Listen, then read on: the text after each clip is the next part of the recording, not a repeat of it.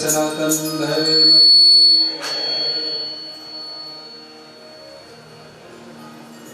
समरसिद्धि करके बढ़ जाए। गायत्री महामंत्र हमारे साथ साथ उच्चारण करें।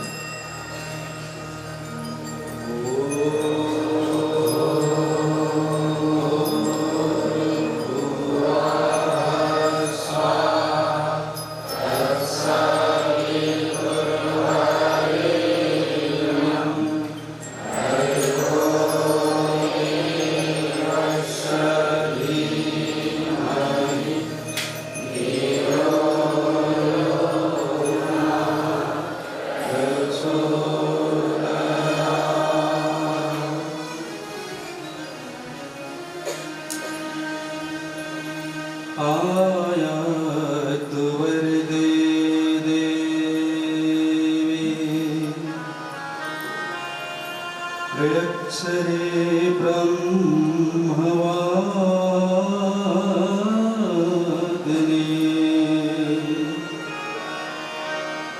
गायत्री छन्दसामातः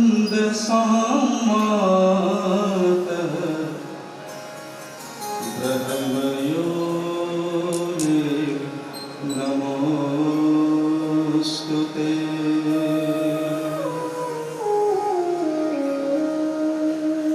प्रातःकालीन ज्ञान के प्रारंभ है बनो, उससे पूर्व आइए भाव भरी आदि शक्ति माँ भगवती के शरणों में प्रार्थना वंदना हम सब मिलकर श्रवण करें।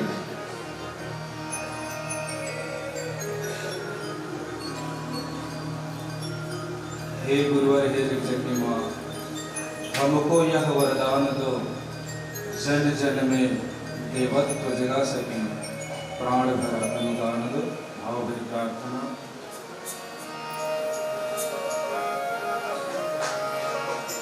गुरु से मिले प्रखरता हमको, माता से करुणा की धार विकसित हो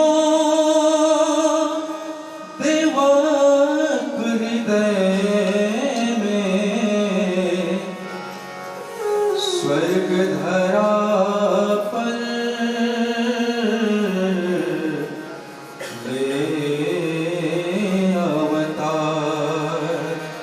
स्वर्ग धरा पर ले अवतार। हे गुरुवर, हे जग जननी माँ, हमको यह वरदान दो, जन जन में देवत्व जगाए, प्राण भरा अनुदान दो, जीवन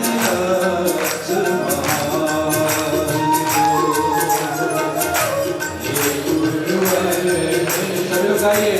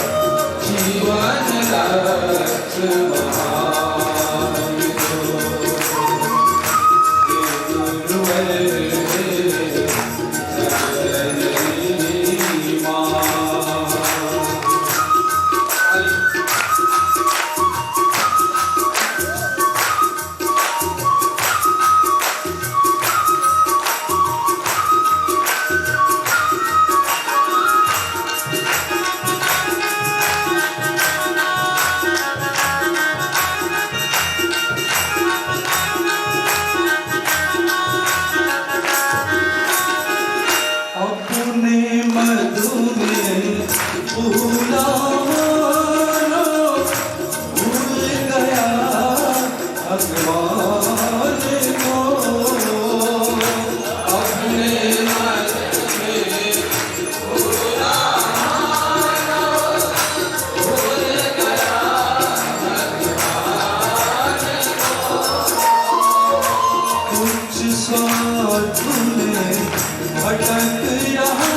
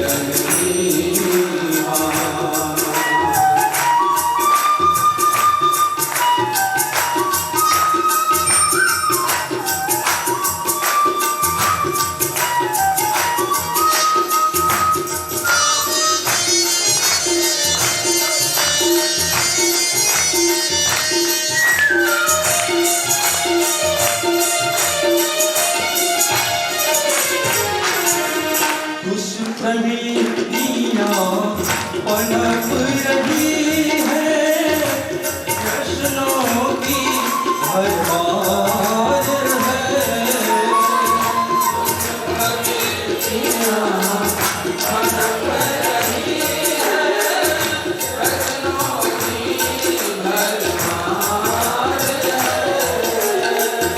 अनाचार के कारण जग में पहला हाहाकार है।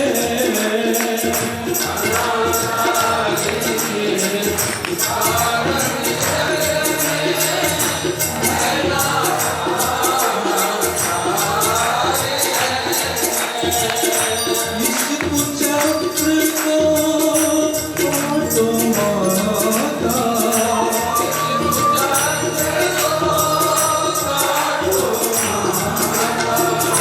संस्कृति को उठाने दो, जीवन रचना गुरुवर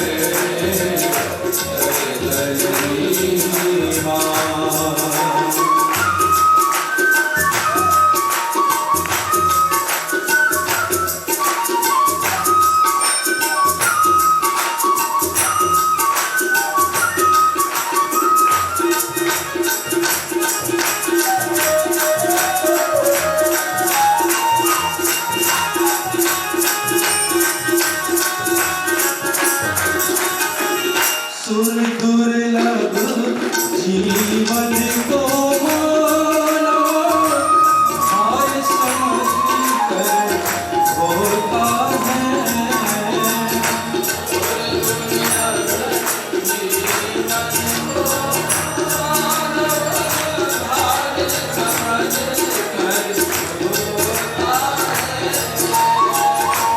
ऊपर से रसता रहता है, अंदर अंदर होता है।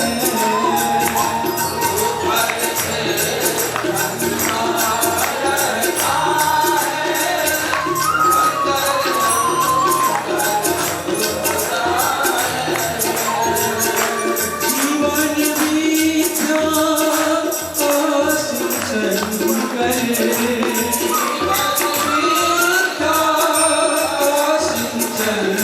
करे, इनको जीवन जीवन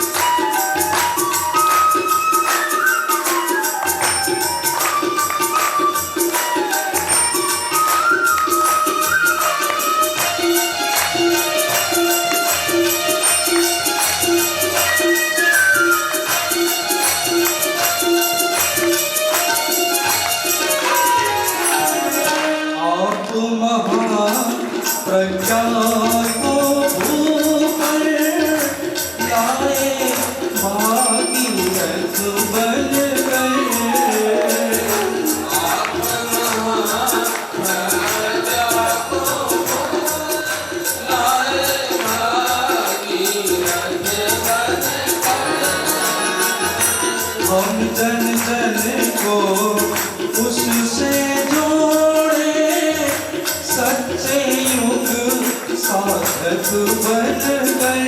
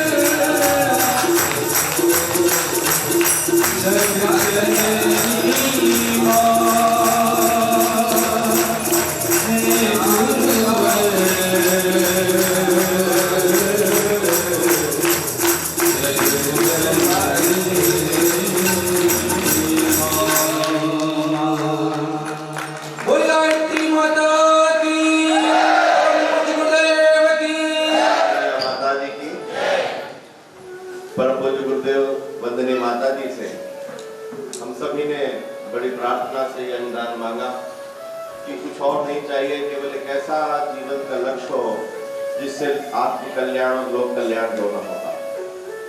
और इस मार्ग पर वो ही चल सकते हैं जिनकी करनी और कथनी परम पूज्य गुरुदेव के बताए निर्देशों के आधार पर ही हो। इन्हीं भावों से ये गीत है कि इतने बड़े काम हम केवल प्रमाण किसका देंगे, तो अपने जीवन की गवाही देकर के ही दे सकते हैं। अपने जीवन से लिख देंगे युग निर्माणी गौरव गाथा। इसी भाव का ये गीत आज का बहुत ही महत्वपूर्ण विषय से जुड़ा हुआ एक गीत है। आइए सभी बड़े भाव से श्रवण। तथा धर्म प्रेमी आदमी बंधु, संसार में हजारों लाखों लोग जन्म लेते हैं, मर जाते हैं, लेकिन कुछ ऐसे भी होते हैं जो इतिहास के पन्नों में अमर हो जाते हैं। कुछ लोग इतिहास रचते हैं, लिखते हैं और अमर हो जाते हैं, और कुछ लोग ऐसे भी आ जाते हैं जो इतिहास के मिटाने का काम करते हैं। ऐसे लोगों को धिक्कार है, कभी भी संस्कृति मानवता स्वीकार नहीं करेंगे। युग ऋषि, युग प्रवर्तक परम पूज्य गुरुदेव भगवान इस धरती पर आए, धराधाम पर आए। इन्होंने युग निर्माण योजना का संकल्प लिया। कभी आया राम बनकर, कभी कृष्ण बन के आया, कभी आया राम बनकर, कभी कृष्ण बन के आया। इस युग को फिर बदलने श्री राम बन के आया, श्री राम बन के आया। दुख कष्ट बढ़ रहा था, विश्वास मिट रहा था। दुख कष्ट बढ़ रहा था, विश्वास मिट रहा था। ऐसे तिमिर में आकर उंगली पकड़ चलाया, देखो नया मसीहा भारत में फिर से आया। इस परिवर्तन की वेला में हम पीछे न हट पाए, इसका विशेष ध्यान रखें। जब तक शरीर में जान है, घट में प्राण है, युग ऋषि के बताए हुए मार्गों पर चलना है। कवि ने अपने भावों को व्यक्त किया है। युग निर्माण योजना वही, गुरुवर की कहानी है। सुने हृदय के द्वार खोल, प्रज्ञा पुत्रों की वाणी है। अपने जीवन से, वो अपने जीवन से अपने जीवन से लिख देंगे युग हमारे अपने जीवन से लिख देंगे युग हमारे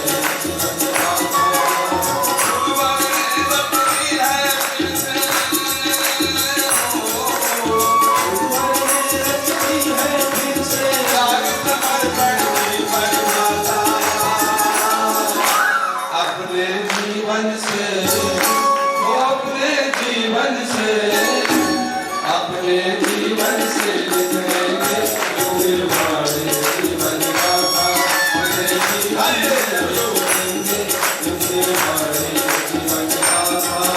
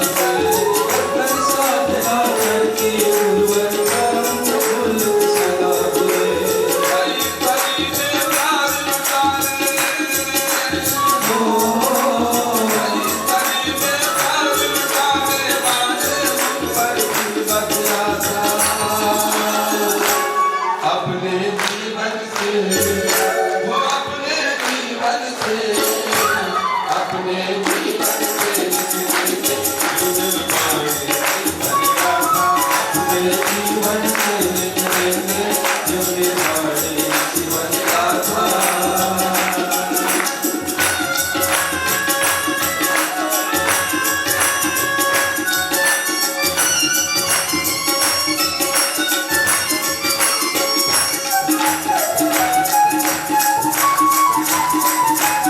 जीवन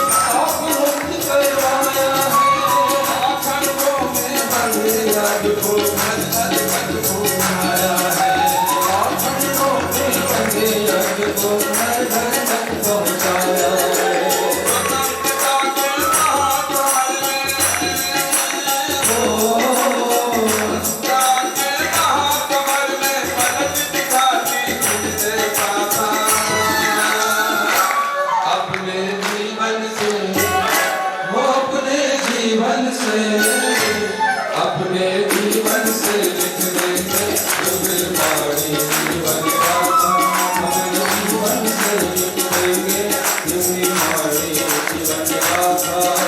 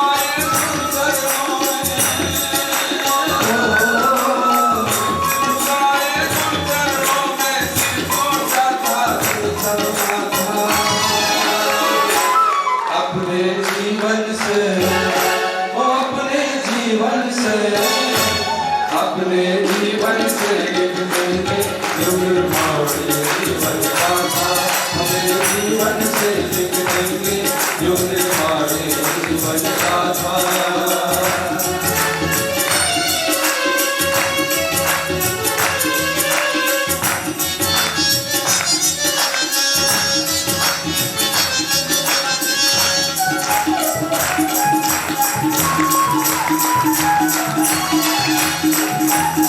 Thank you.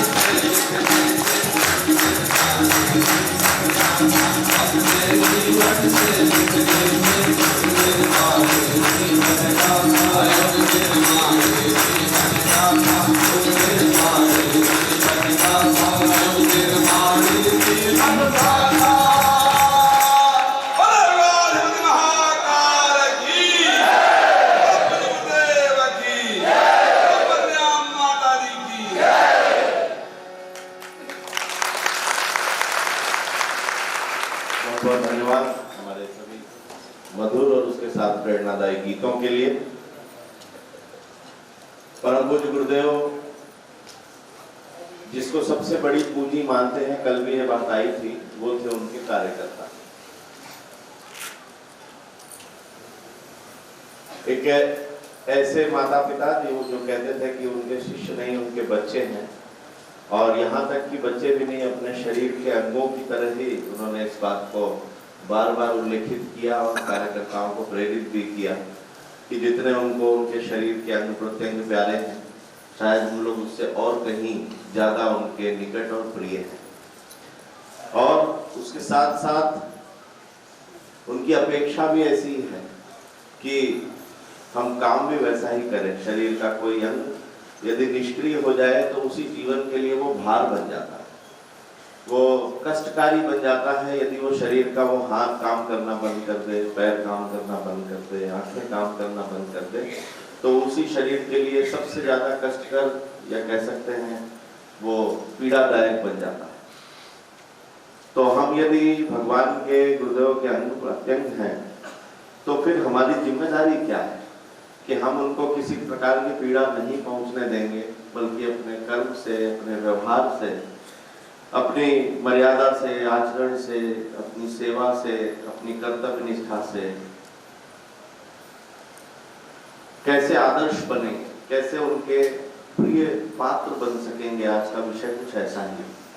जब कभी हम लोक सेवा के मार्ग पर उतरते हैं तो कई बार भटकन आती है, तरह तरह की भटकन आती है। कहते हैं भगवान का काम करने हनुमान चले तो भटकाने के लिए उनको भी लोग मिल गए थे कि वो अपने कर्तव्य पथ से भटक जाए। तो हम लोग तो मनुष्य हैं, अलग अलग तरह की सब, चाहे वो अहंकार हो, चाहे अपने प्रतिष्ठा की बात हो, यश की बात हो, कई बार धन की बात हो, या कोई और कई ऐसी समस्याएं होती हैं जो जीवन में प्रवेश कर जाती है, पता भी नहीं चलता, और धीरे धीरे वो एक पूरे कार्यकर्ता को खत्म कर देती है। इस महान पथ पर चलना जो कि छुरे की धारा के समान है। स्वामी विवेकानंद ने जैसे आह्वान किया है, उठो जागो और रुको मत जब तक कि अपने पथ को, अपने लक्ष्य को प्राप्त न कर लो। और उसके आगे वो कहते हैं कि ये रास्ता आसान नहीं है, तलवार की धार पर चलने जैसा, उतना ही कठिन है, मगर फिर भी इस पर चलो और अपने लक्ष्य को प्राप्त करो। कठोपनिषद का ये सूत्र हम लोगों को इस बात के लिए प्रेरित करता है कि रास्ता बहुत कठिन है, और यदि थोड़ी सी भी असावधानी बरती गई तो इससे हम अपने लक्ष्य से भटक सकते हैं। किन सावधानियों को ध्यान रखना है, किन बातों को स्मरण करके चलना है, आज का ये बहुत महत्वपूर्ण विषय है। क्योंकि आज का ये अंतिम सत्र है तो ये कार्यकर्ता को विशेष ध्यान में रख करके ही आज की बातें कही जाएंगी। मैं आमंत्रित करने जा रहा हूँ इस विषय पर आदरणीय केदार प्रसाद दुबे जी भाई साहब को, वे पधारे और हम सब समाप्त। परम पूज्य सदगुरुदेव की, परम वंदनीय माता जी की, शांति कुंज हरिद्वार की। भाइयों बहनों, ये बड़ा सौभाग्य है, सुयोग है, अलग अवसर है कि हम लोग इस पुण्य भूमि में बैठे। अद्भुत भूमि है ये, जो अपने हर कण कण से सिखाती है। आपने सुना होगा, लोग कहते हैं दीवारों के कान होते हैं, और शांति कुंज ऐसा स्थान है जहाँ दीवारों के कान नहीं, दीवारों के मुख। हर दीवार कुछ ना कुछ बोल रही है, यहाँ का हर मंत्र कुछ न कुछ गुनगुना रहा है। यहाँ की हवा भी बहुत निराली है, यहाँ की मिट्टी भी बहुत अनुपम है। जहाँ आप विराजमान हैं ये भगवती गंगा की गोद है।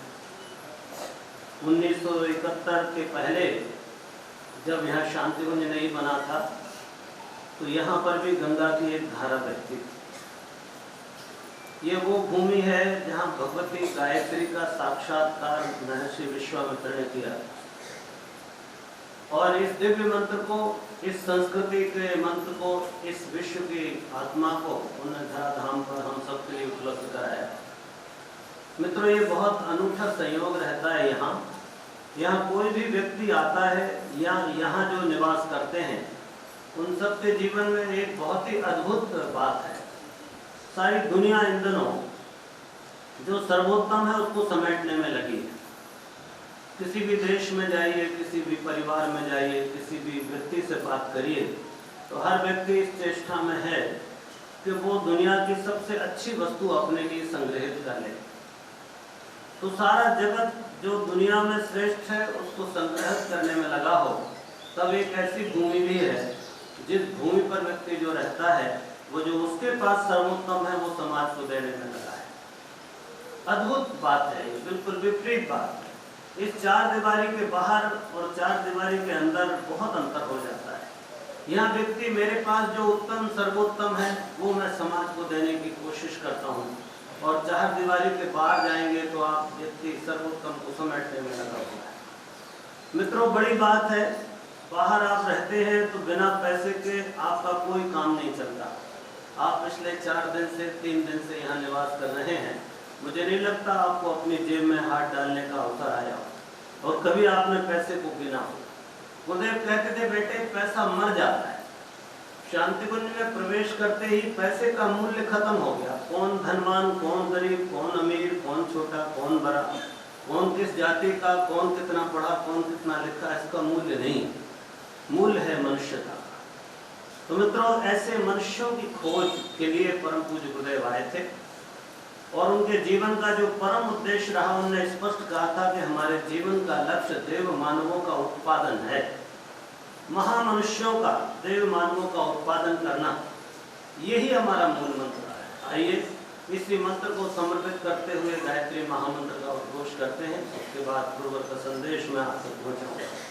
हम लोग कोई प्रवचन करता नहीं है, हम लोग भगवान के संदेश वाहक, इसलिए आप तक उन्हीं की वाणी के स्वर निकले हुए मैं आप तक पहुंचाने की कोशिश करूंगा। भगवान पूज्य गुरुदेव की वाणी के उन शब्दों के पुष्प को आप तक अर्पित करूंगा। एक बार गायत्री महामंत्र हमारे साथ।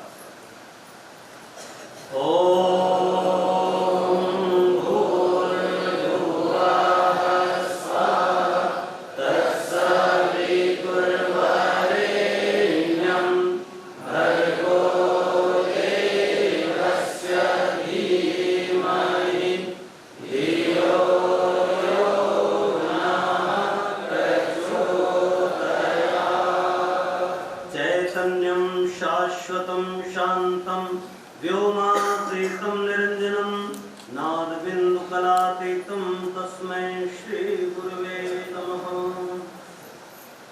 परम पूज्य गुरुदेव और परम वंदनीय माता जी की दिव्य पावन सूक्ष्म उपस्थिति में मंच पर विराजमान हमारे छत्तीसगढ़ के युवा आयोग के अध्यक्ष सम्माननीय तोमर जी, हमारे इस संगठन के छत्तीसगढ़ के पूरे संगठन का प्रभार लिए हुए सम्माननीय भाई निर्मलकर जी, आदरणीय भाई हमारे छत्तीसगढ़ युवा प्रकोष्ठ के प्रभारी श्री ओम प्रकाश राठौर जी, हमारे छत्तीसगढ़ जोन के ही सह समन्वयक सम्माननीय भाई परमेश्वर जी, हमारे युवा प्रकोष्ठ के भाई आशीष जी, भाई दिव्य और भाई अरविंद जी, आज की सभा में विराजमान सभी शक्ति स्वरूप बहनों और देवतुल्य भाइयों, युवा साथियों,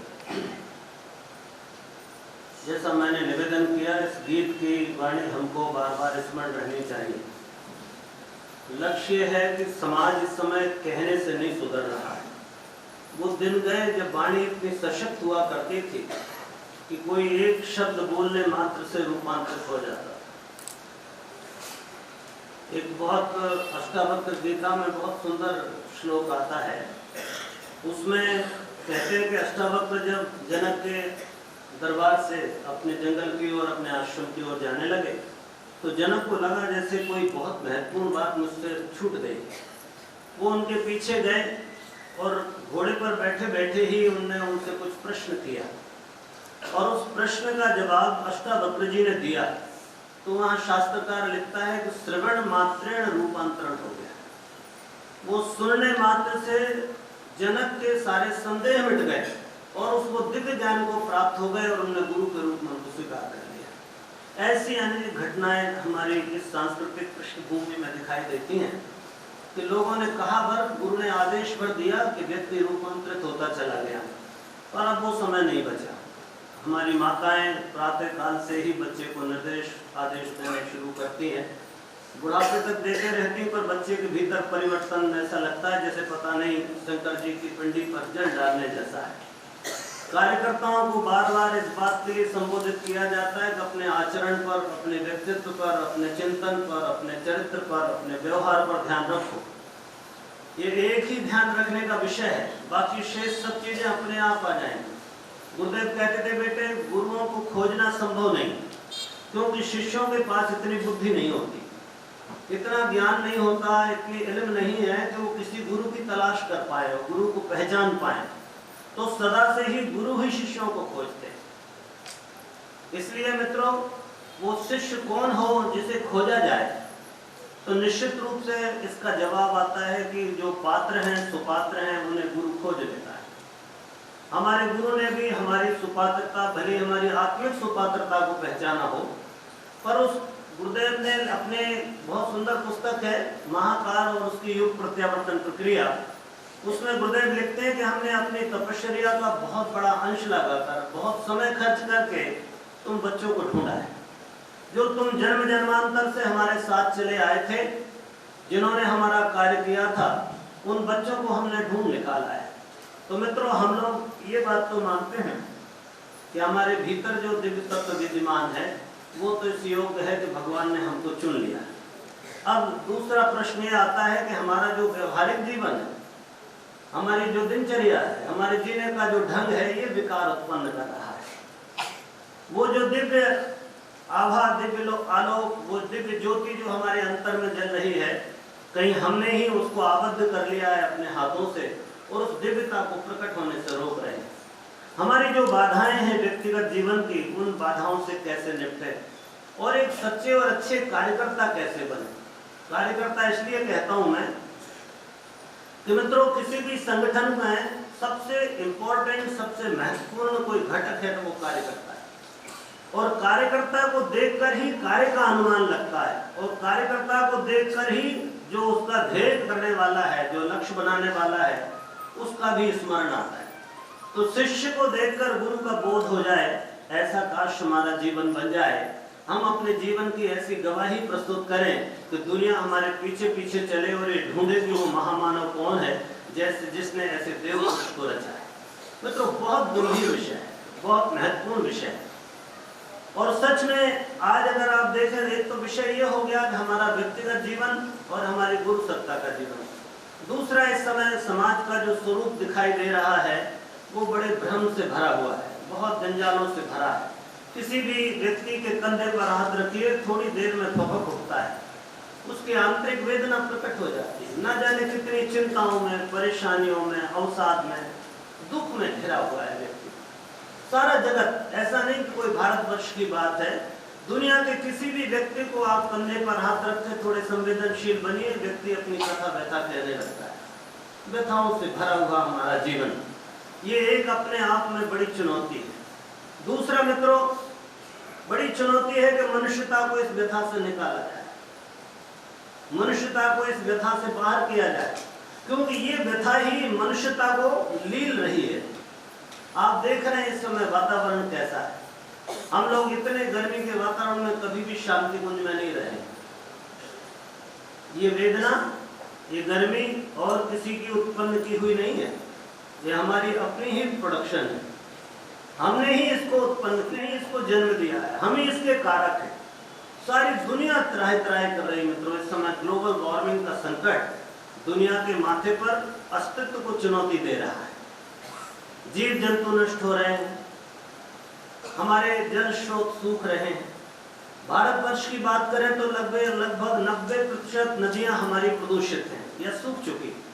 हमारे उत्तराखंड में आप जाएं तो एक जमाना था जब करीब, आज हम देखते हैं उस जमाने के बाद तो हमारी 300 नदियों की कल ध्वनि बंद हो गई अकेले उत्तराखंड में। हमारे ग्लेशियर्स पिघल गए। हमारा गंगोत्री से गौमुख का स्वरूप 18 मील पीछे चला गया। आप कल्पना करिए, पहले कभी गंगोत्री में हुआ करता था, अब गौमुख 18 ये जो परिस्थितियां निर्मित हो रही हैं, ये प्रकृति भी ऐसा, गुरुदेव ने बहुत पहले 80 के दशक में एक हम सब के लिए चुनौतीपूर्ण वाक्य कहा था। गुरुदेव ने कहा था, बेटे अगर हमारा जीवन क्रम ऐसा ही रहा तो ये प्रकृति प्रतिशोध लेगी। 1913 की घटना हमको स्मरण आता है, जब जलजला आया, पूरा पहाड़ टूट गया, हजारों हजार लोग, न जाने कितने हजार लोग मलबे में दब के मर गए, जिनको खोजा जाना संभव नहीं। उनकी लाशों पर अब तो भवन बन गए, पर हजारों लोग मरे। क्या था वो? कोई कहे कि साहब वो फलाना ऊपर डैम बन गया था, वो टूट गया। नहीं मित्रों, ये पहाड़ की चीख थी। इतना उत्पात हम लोगों ने प्रकृति के साथ मचाया हुआ है कि अब प्रकृति प्रतिशोध लेने के लिए तैयार है। तो मित्रों, ऐसी अनेक समस्याएं हैं सारी दुनिया में। आप देखते हैं इस समय आतंक का साया, हम बहुत ज्यादा पीड़ित देश हैं आतंक से। सीमा के अंदर देश में, सीमा के बाहर, सीमा पर, सब जगह आतंक फैला है। दुश्मन हमारे चारों तरफ बैठे हुए हैं। इस वसुधैव कुटुंबकम वाली, इस आत्मक सर्वभूतेषु वाली इस सभ्यता को चुनौती दे रहे हैं।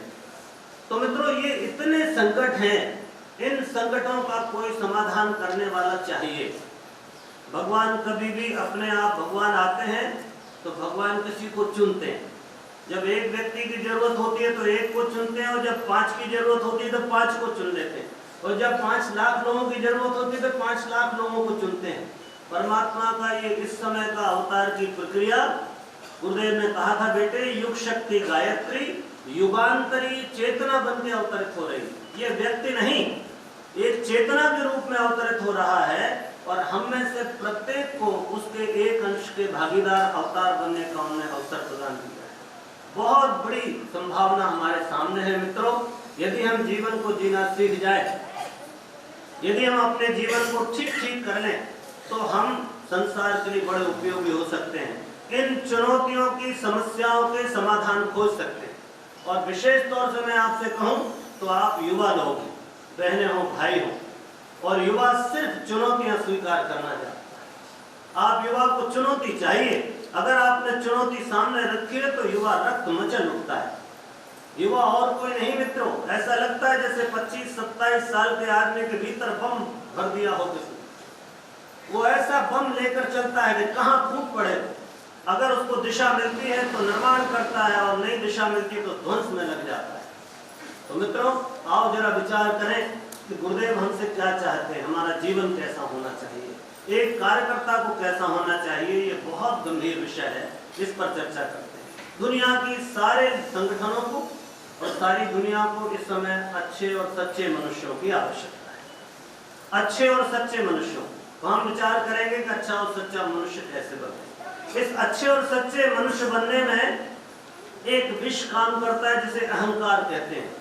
बहुत छोटी छोटी चीजों का अहंकार लिए हुए हम लोग घूमते हैं। इस अहंकार के विष से कैसे बचें, इस पर चर्चा करेंगे।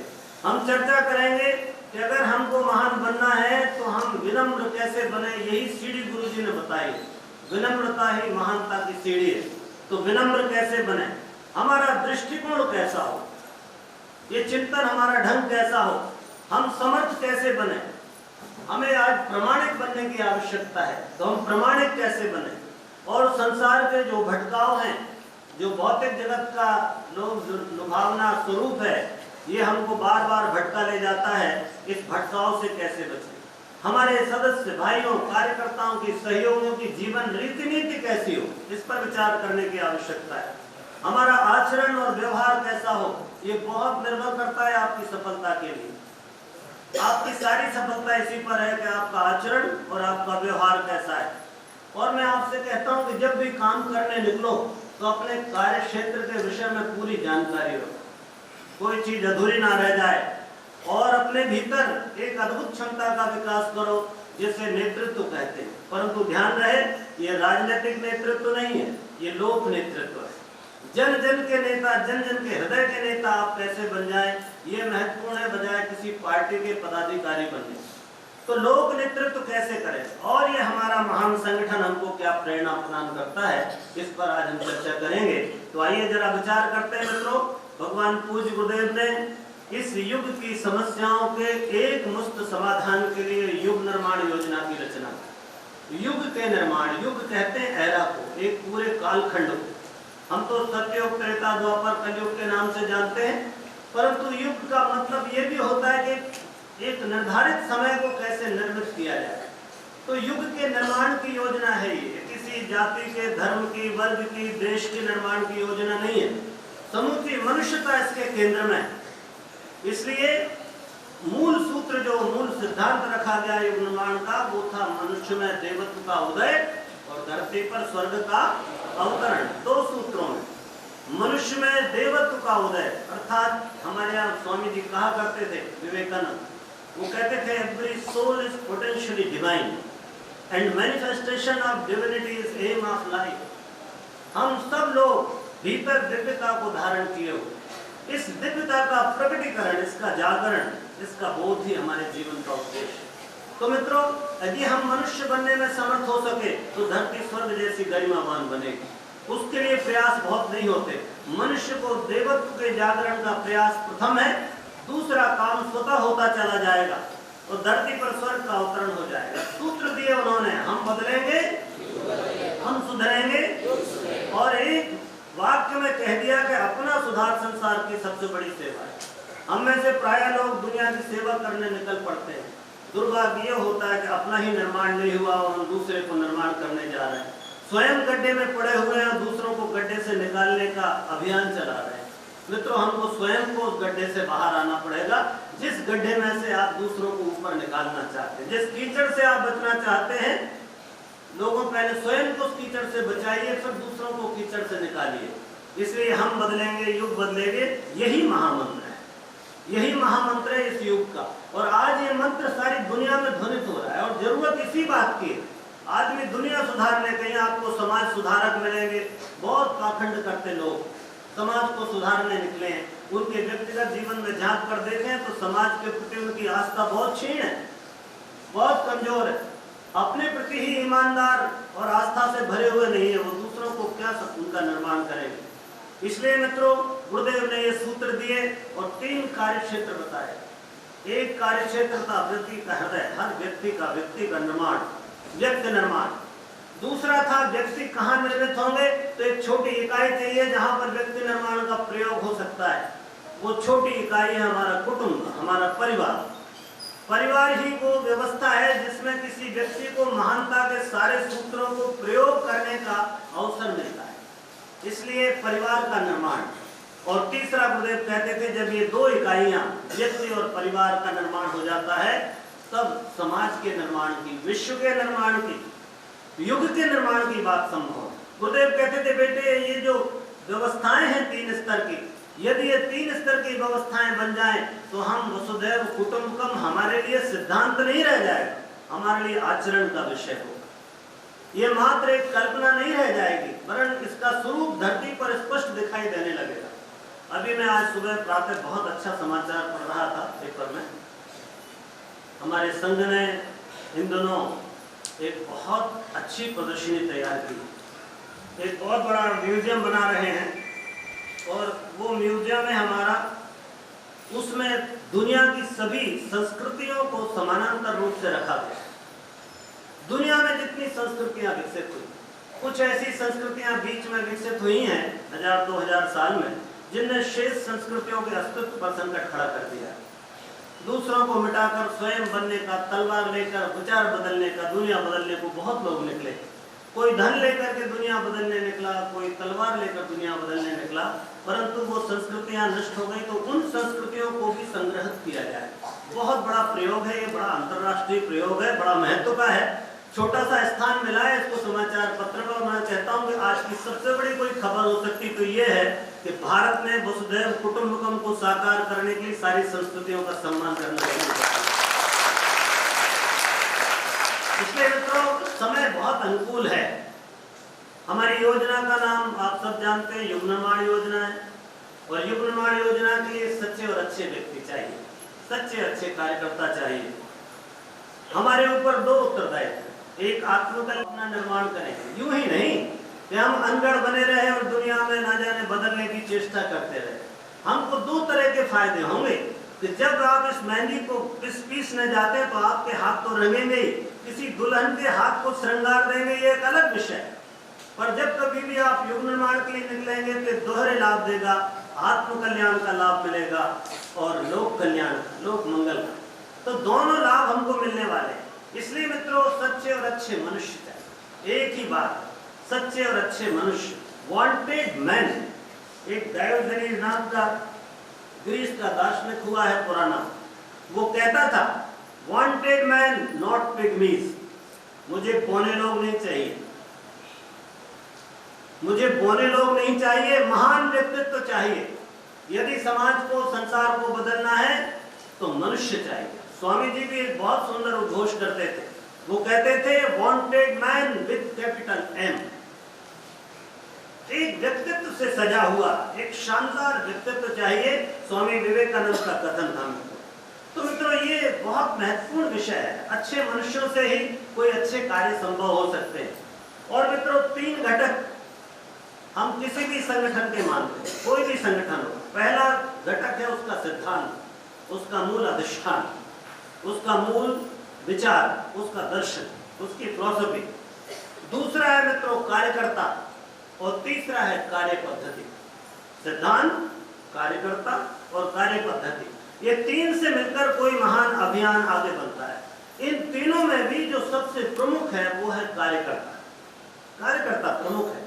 कार्यकर्ता है तो सिद्धांत की रक्षा होगी, कार्यकर्ता है तो वो अच्छी कार्य पद्धति अपनाएगा। अच्छे कार्यकर्ता की जरूरत। इसलिए विचारकों ने कहा कि कार्यकर्ता का किसी संगठन में जो स्वरूप है वो अस्थि समूह जैसा है, जैसे आपकी रीढ़ की हड्डी।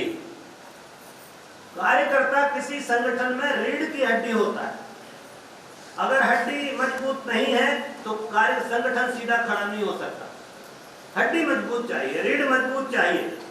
इसलिए एक अच्छे कार्यकर्ता को गढ़ना प्रत्येक संगठन की जवाबदारी होती है।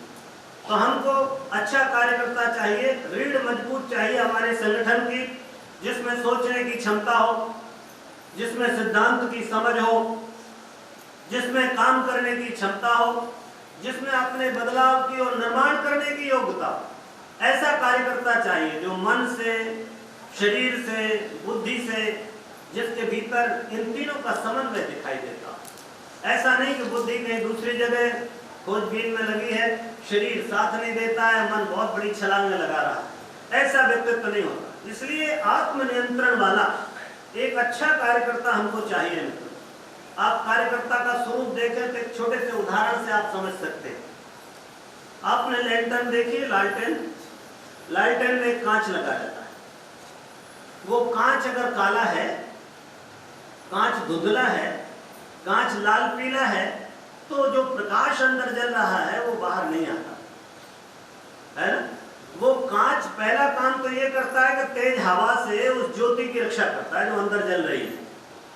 दूसरी बात, अगर वो साफ सुथरा है तो उसके अंदर जो प्रकाश पैदा हो रहा है पूरा का पूरा प्रकाश बाहर आता है, पूरा प्रकाश बाहर लेकर के आ जाता है, कोई रुकावट नहीं करती। तो कार्यकर्ता को कहा है कार्यकर्ता लालटेन के कांच जैसा है, जो अपने संगठन की आंधियों से रक्षा करता है और अपने साफ सुथरे व्यक्तित्व से संगठन के सिद्धांत को, संगठन के दर्शन को जन जन तक पहुंचाने में समर्थ होता है। उसमें कोई रुकावट नहीं है।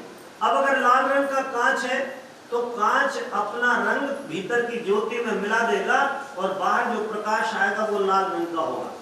इसलिए कहा गया कांच को सदैव पारदर्शी होना चाहिए।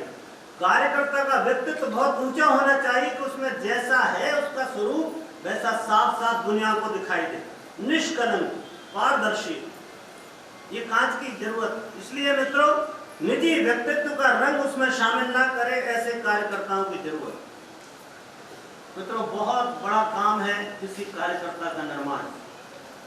बाकी सब साधन, धन, सुविधाएं, मकान, भवन, योजनाएं सब बनाई जा सकती हैं, पर नए विचार वालों की, नए लोगों की मानसिकता तैयार करना, उनके व्यक्तित्व को गढ़ना, नए विचार जो पहुंचाते हैं उन लोगों के मानसिकता को ठीक करना।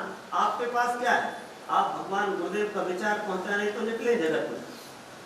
जो हमारी वेद, हमारे उपनिषद, हमारे दर्शन, हमारी स्मृतियां, हमारे आरण्यक, हमारे ब्राह्मण ग्रंथों का जो निचोड़ है, उसी निचोड़ को तो गुरुवर ने आपको दिया है। ये जो 3000 से अधिक पुस्तकों का लेखन है, ये कोई कपोल काल्पनिक पुस्तकें नहीं है। ये हमारी जो आर्ष संपदा है साहित्य की, उस संपदा को वर्तमान युग के अनुकूल प्रस्तुत करने का तरीका। ये पुस्तकें वेद की किसी न किसी ऋचा को रिप्रेजेंट करती, ध्यान रखना। कोई भी पुस्तक हुआ, हर पुस्तक वेद के किसी न किसी सूत्र को, उपनिषद के किसी दिव्य ज्ञान को रिप्रेजेंट करती। उस ज्ञान को आप तक पहुंचाने का काम पुस्तकों ने किया है, और आप उस ज्ञान को अपनी सरल भाषा में दूसरों तक पहुंचाने की कोशिश कर रहे हैं। तो मित्रों, बहुत बड़ी एक अच्छी मानसिकता चाहिए। इस मानसिकता को तैयार करना जरूरी है। भीतर बड़ी गहरी करुणा चाहिए, प्रेम चाहिए, संवेदना चाहिए।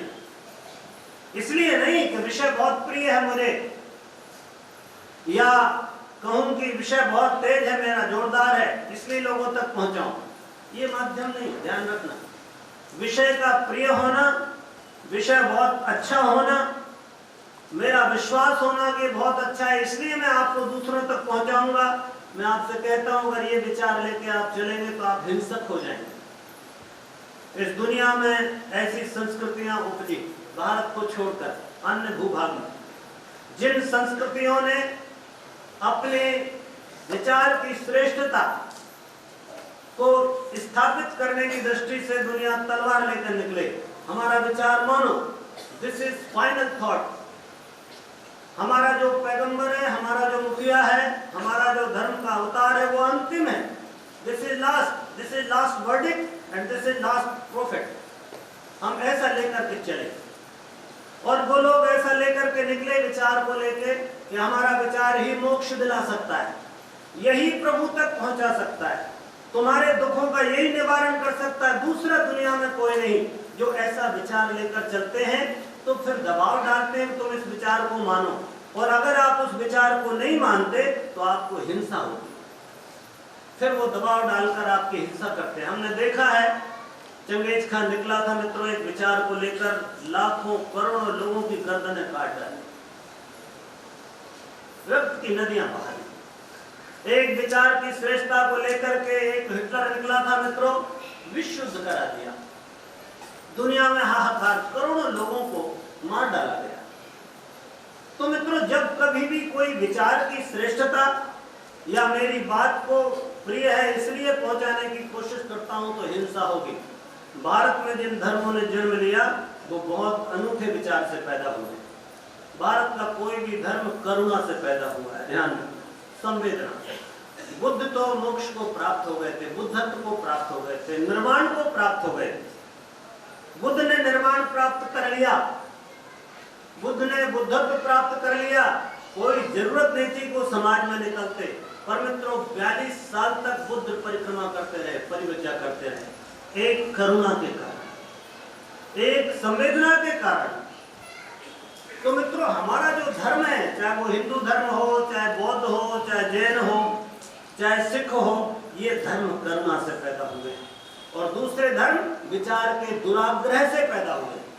इसलिए अपने श्रेष्ठ विचार का दुराग्रह त्याग करके करुणा का विचार लेके जाना, लोगों के पास जाना तो इसलिए मत जाना कि ये जानता नहीं है, मैं बताऊंगा इसको, मेरे पास जोरदार विचार है, नहीं, इसलिए जाना कि ये करुणा आपकी उपजनी चाहिए पहले, कि ये भाई मेरा अज्ञान के अंधेरे में परेशान हो रहा है, साधन और सुविधाओं से भरा हुआ जीवन होने के बाद भी इसके जीवन में हाहाकार है, चलो इसके जीवन का दुख मिटाओ। ये करुणा लेकर जाओगे मित्रों, ये संवेदना लेकर जाओगे तो व्यक्ति तुम्हारे से तुरंत कृत हो जाए, याद रहे।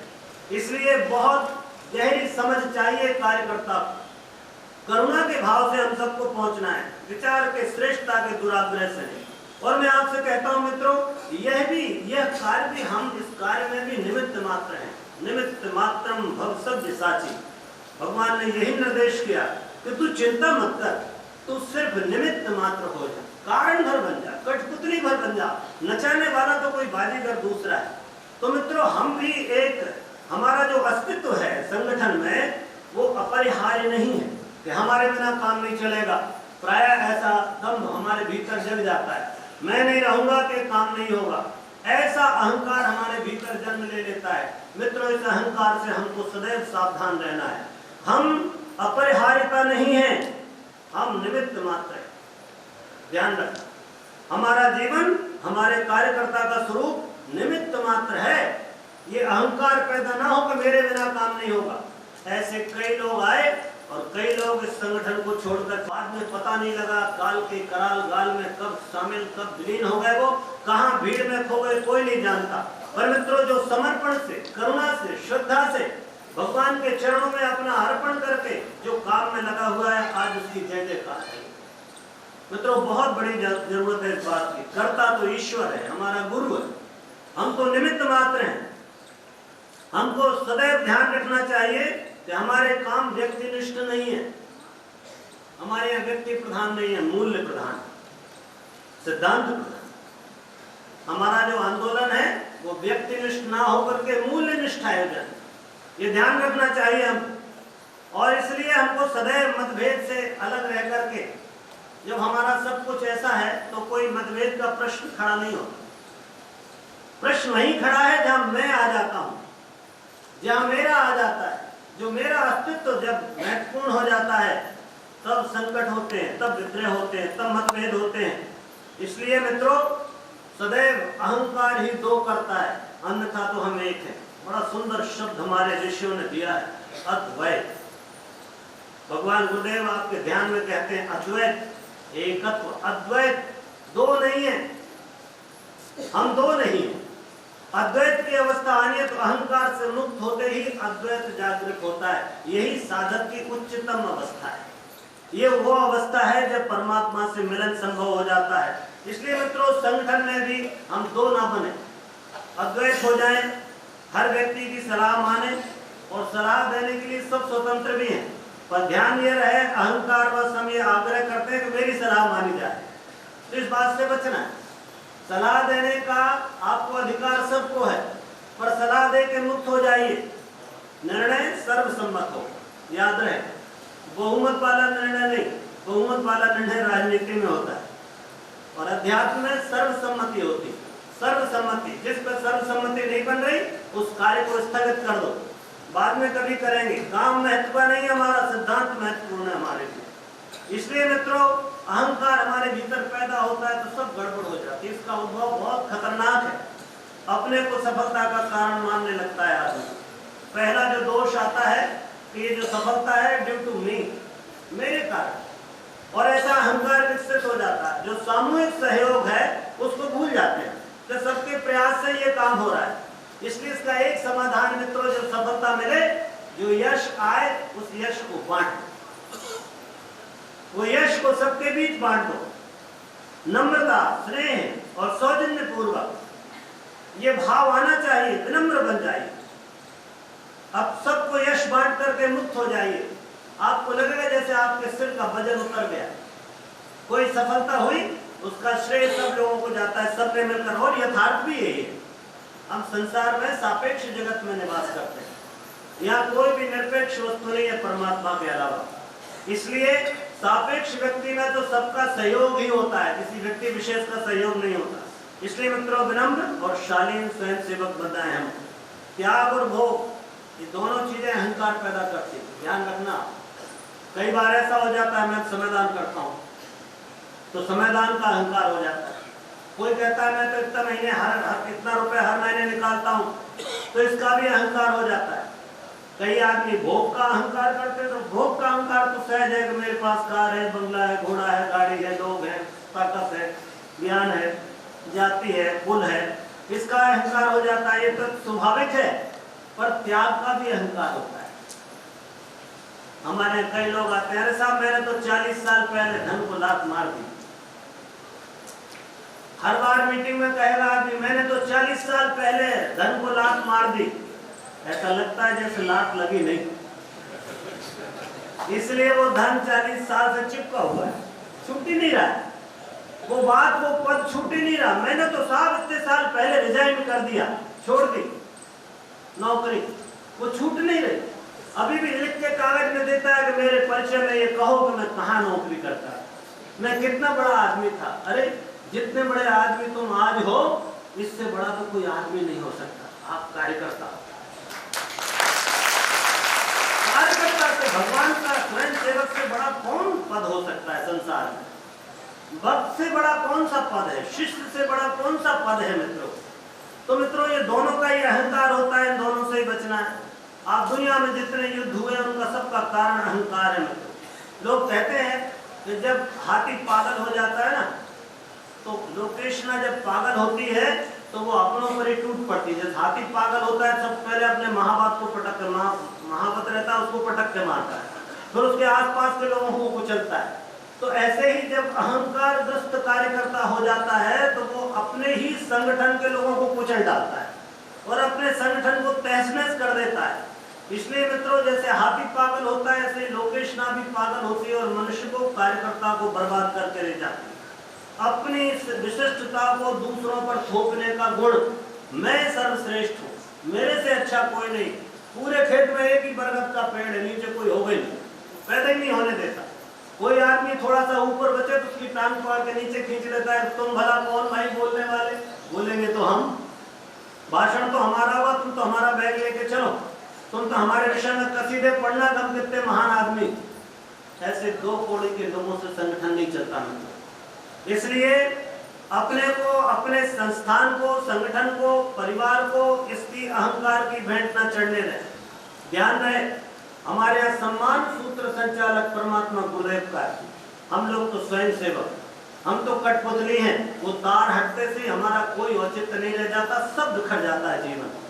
एक बार गुरु से कभी अलग होने की कोशिश करना, आपका जीवन बिखरा बिखरा लगेगा, सब कुछ टूट जाता है, कुछ नहीं बचता।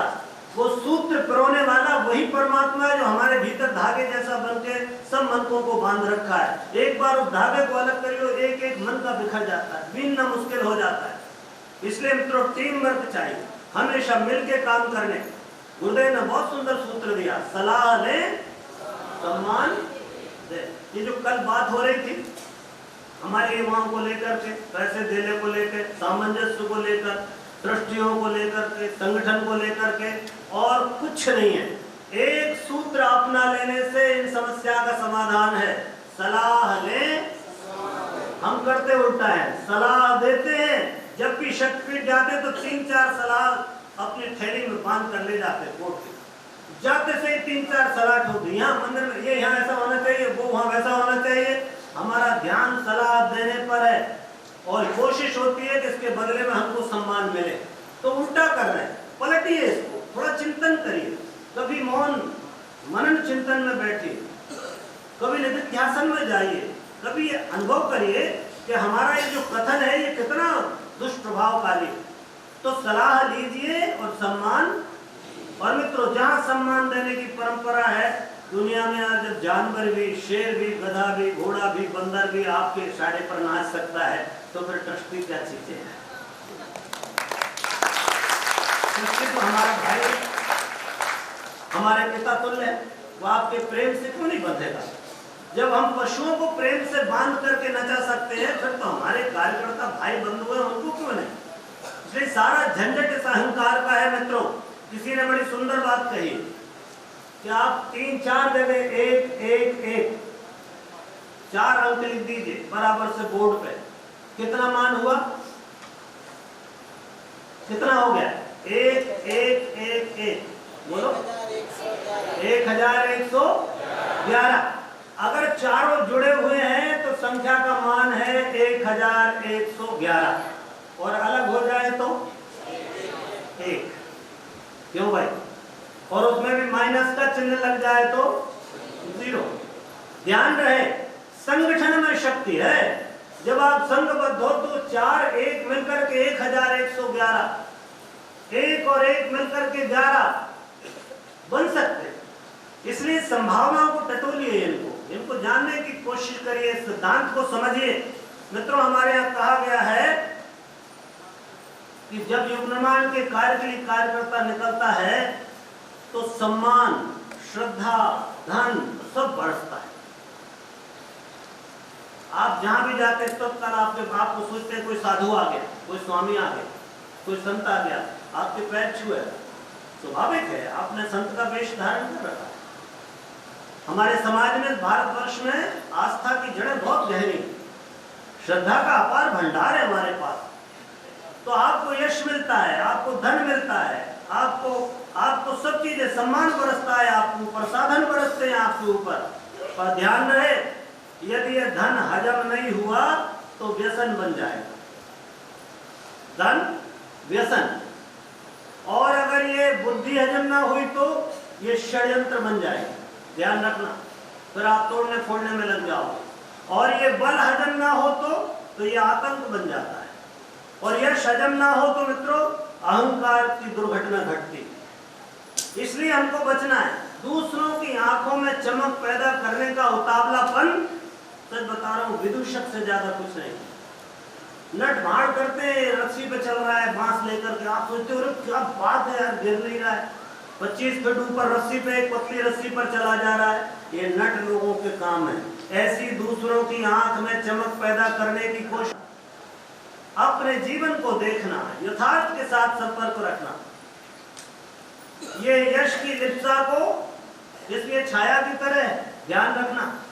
अगर आप आगे चलोगे तो यश पीछे पीछे आएगा, और अगर आप छांव के पलट लोगे तो आपकी छांव के पीछा करोगे तो छांव दूर तक चलते चली जाएगी, पकड़ में नहीं आएगी। इसलिए मित्रों बहुत गंभीरता से कार्यकर्ता को विचार करना चाहिए। महान बनना है तो एक ही सूत्र है, विनम्र बनो।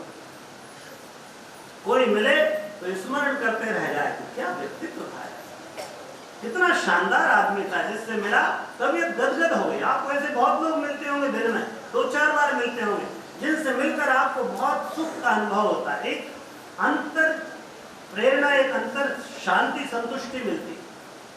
तो ध्यान रहे, एक बात हम देखते हैं सामान्य तौर पर कि कार्यकर्ता को आप अगर गौर से देख लें तो वो क्या कर रहा है इसकी जानकारी मिल जाती है। कार्यकर्ता को देख करके कार्यक्षेत्र, और कार्यक्षेत्र को देख करके आप कार्यकर्ता का अनुमान लगा सकते हैं कि कौन होगा इसका कार्यकर्ता। अगर शानदार व्यवस्थित तरीके से आपकी चौकी सजी है तो समझ में आता है सजाने वाला कोई बहुत शानदार व्यवस्थित व्यक्ति है। और आपका जीवन देख करके मैं अनुमान लगा सकता हूं कि आप कैसा काम करते हो।